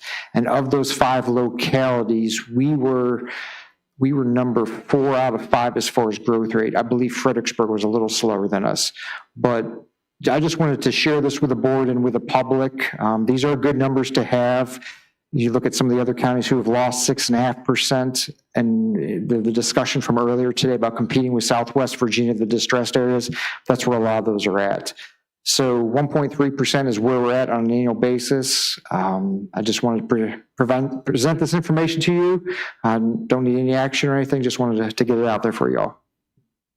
All right. Is that it? I believe that is the end of my report, sir. Excellent. So I want to share something with everybody. This comes from the Virginia Association of Counties, and I think maybe all of us have gotten this, but I'll go ahead and read the email. It says, "Dear County Administrators, as you're aware, House Bill 1263 and Senate Bill 378 represent a significant change in Virginia's approach to the public sector collective bargaining. These bills shift from a local option framework to a state-mandated system carrying substantial fiscal, administrative, and policy implications for counties. The General Assembly has passed this legislation, and it now awaits action by Governor Spanberger, who must act by April 13th. VACO continues to strongly oppose these measures and is actively communicating our concerns to both the governor and members of the General Assembly. To support this effort, we're asking counties to make immediate local action. Attached is a one-page sample resolution for your Board of Supervisors to consider adopting to formally express opposition to mandatory collective bargaining. We respectfully request that you place this resolution before your Board of Supervisors as soon as possible. Upon adoption, transmit the resolution to Governor Spanberger and your legislative delegation and copy VACO on all correspondence so that we could track and amplify local government engagement. Local input is especially important at this stage. A strong, unified response from counties across the Commonwealth will help reinforce the importance of preserving local authority, fiscal flexibility, and responsible governance. If your county has already acted, please share your correspondence with us. If you need assistance tailoring the resolution or preparing transmittal letters, please do not hesitate to reach out. Thank you for your leadership. And it goes on to have some points of contact. Now, it does say that she has to act on this by April 13th, which some have interpreted that, we've got till the 13th. She can act anytime before that. It was brought to my attention, we could put this on the next meeting. I know we're not big fans, and I've been a table thumper on this one too, but not presenting something and then taking action, but it doesn't cost us anything. As Mr. Davis pointed out earlier, the folks down in Richmond are very proud of the fact that they're creating a bunch of present company accepted. The people that are voting for these things are very proud of the fact that they're making unfunded mandates and pushing this stuff back down onto the county. So I would like to see us take action on this tonight if you guys are amenable to it. And I've got a sample resolution that if you want, I can read through it so you can, take the appropriate action for the public record, should the board want to take action on this tonight. We did not have it prepared. We just got this late this afternoon. I know the board's policy, but I'll do whatever the board would like. Okay. Mr. Chairman, just taking off my hat as county attorney. I think the reason VACO sent this out there, at least on the Senate floor, there may have been representations that the larger localities supported the bills, and understanding that on Saturday there are conference reports coming through where you have House and Senate versions of bills that have passed, then they go into conference, much like we do the budget to try to figure it out. And a lot of people aren't even sure what came out. What we do know is that the mandate would take effect in 28 to get it passed, and so people don't see the budget impacts of it. But there were representations made, at least on the Senate floor, that Fairfax County supported it, when in fact apparently they did not. And I think that is why VACO is reaching out to the counties to hear directly from the boards to see if in fact you do support this measure, so they can report that to the governor directly. And she may act on this sooner rather than later. Okay. Yes, sir. Mr. Chair, I support us doing something. I sent emails out to all the delegates opposing it myself. But, anything we can do to oppose it, then I'm for. Mr. Metz. Yeah, so I think you said it. I don't think I've even seen the language of the compromise of the two coming together. So given I got this at 7:15 tonight, I'm not ready to support it. One of the things that I'm concerned about is the unfunded mandate, because some of the numbers that I have seen, the Richmond area counties have said this could possibly have an impact of over 30 cents on your taxes. To all of a sudden have to fund all this, and it's just been kind of ran through without a lot of thinking about the impact on the locality, whether you support it or not. There needs to be a little more thought before it goes into act. And even 2028 could be too quickly for a lot of small counties. I think it was Chesterfield that I think it was like over 37 cents they would have to add to their property tax, to the tax bill. So just to clarify for anybody who may be listening online, 30 cents doesn't sound like much, but when you consider that our current rate is 68 cents, you're looking at about a 45% increase on your property taxes. And that's per $100. You have anything? I'm back to, you should write something up. All right. Do we have a motion?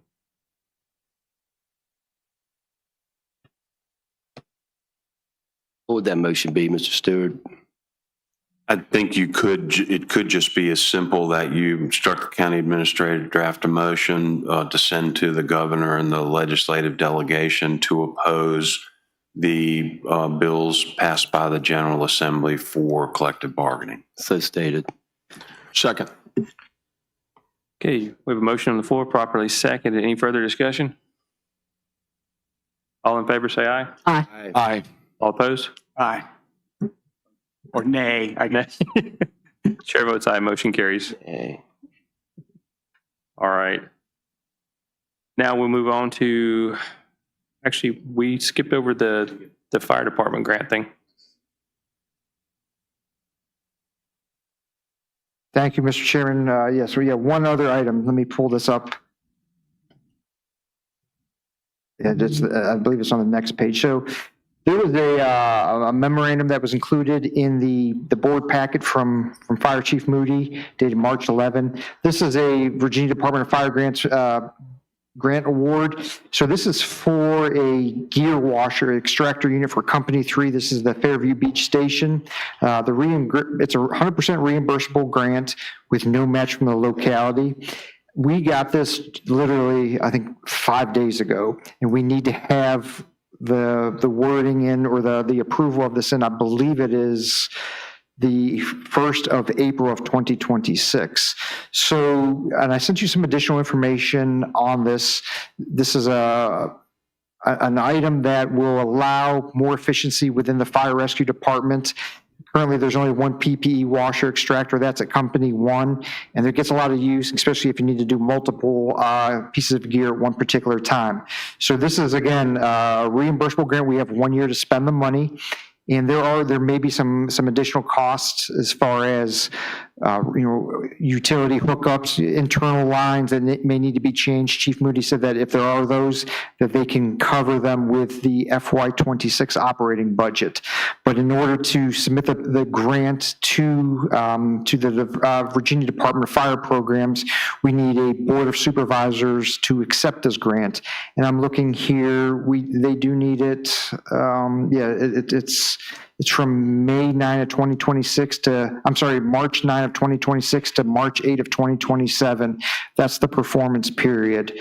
So we do have 1 year to spend this particular money. And then if the board does want to accept this, we need to return yes, we will accept it no later than April 3 of 2026.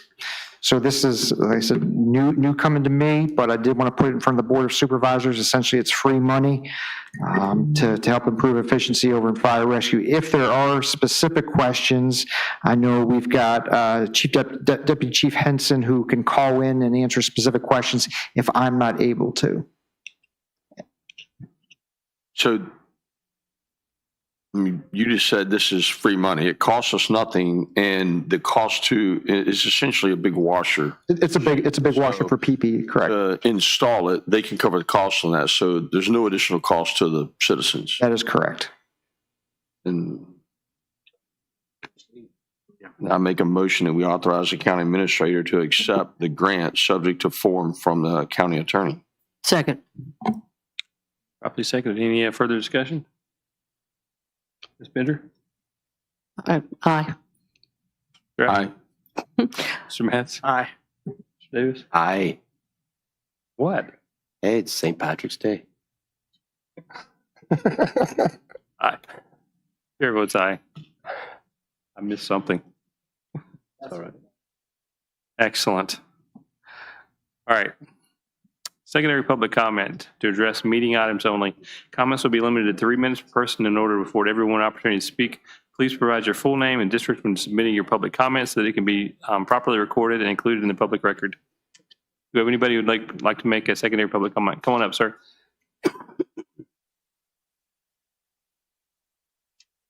Good evening, Board. Miles Hastings, James Madison District.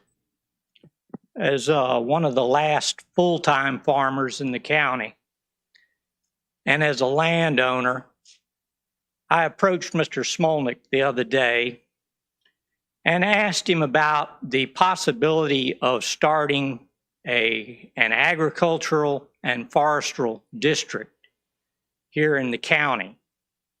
I know that Fauquier has some, I think Rockingham, New Kent, where Mr. Smolnick is from, has experience with it. And he's worked within the framework before, but he had never actually set one up.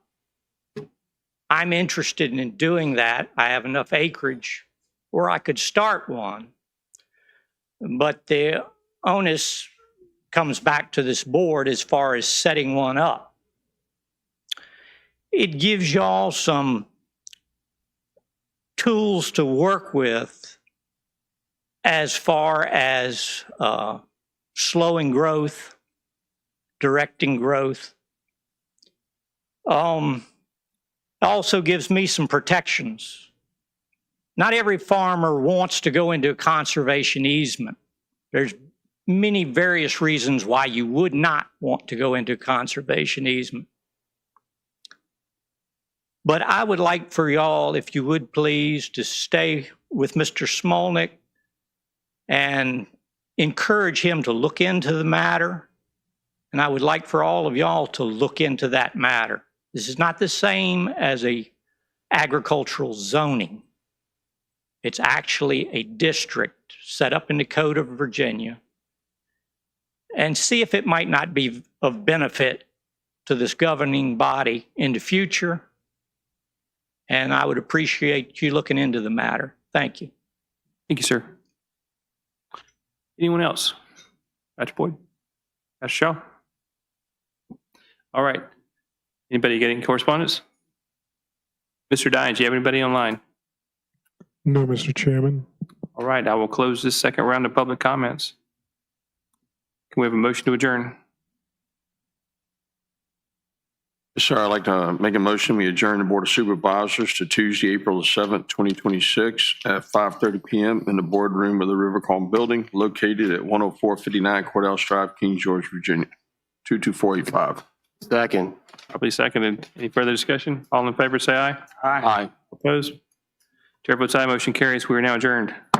Thanks, folks.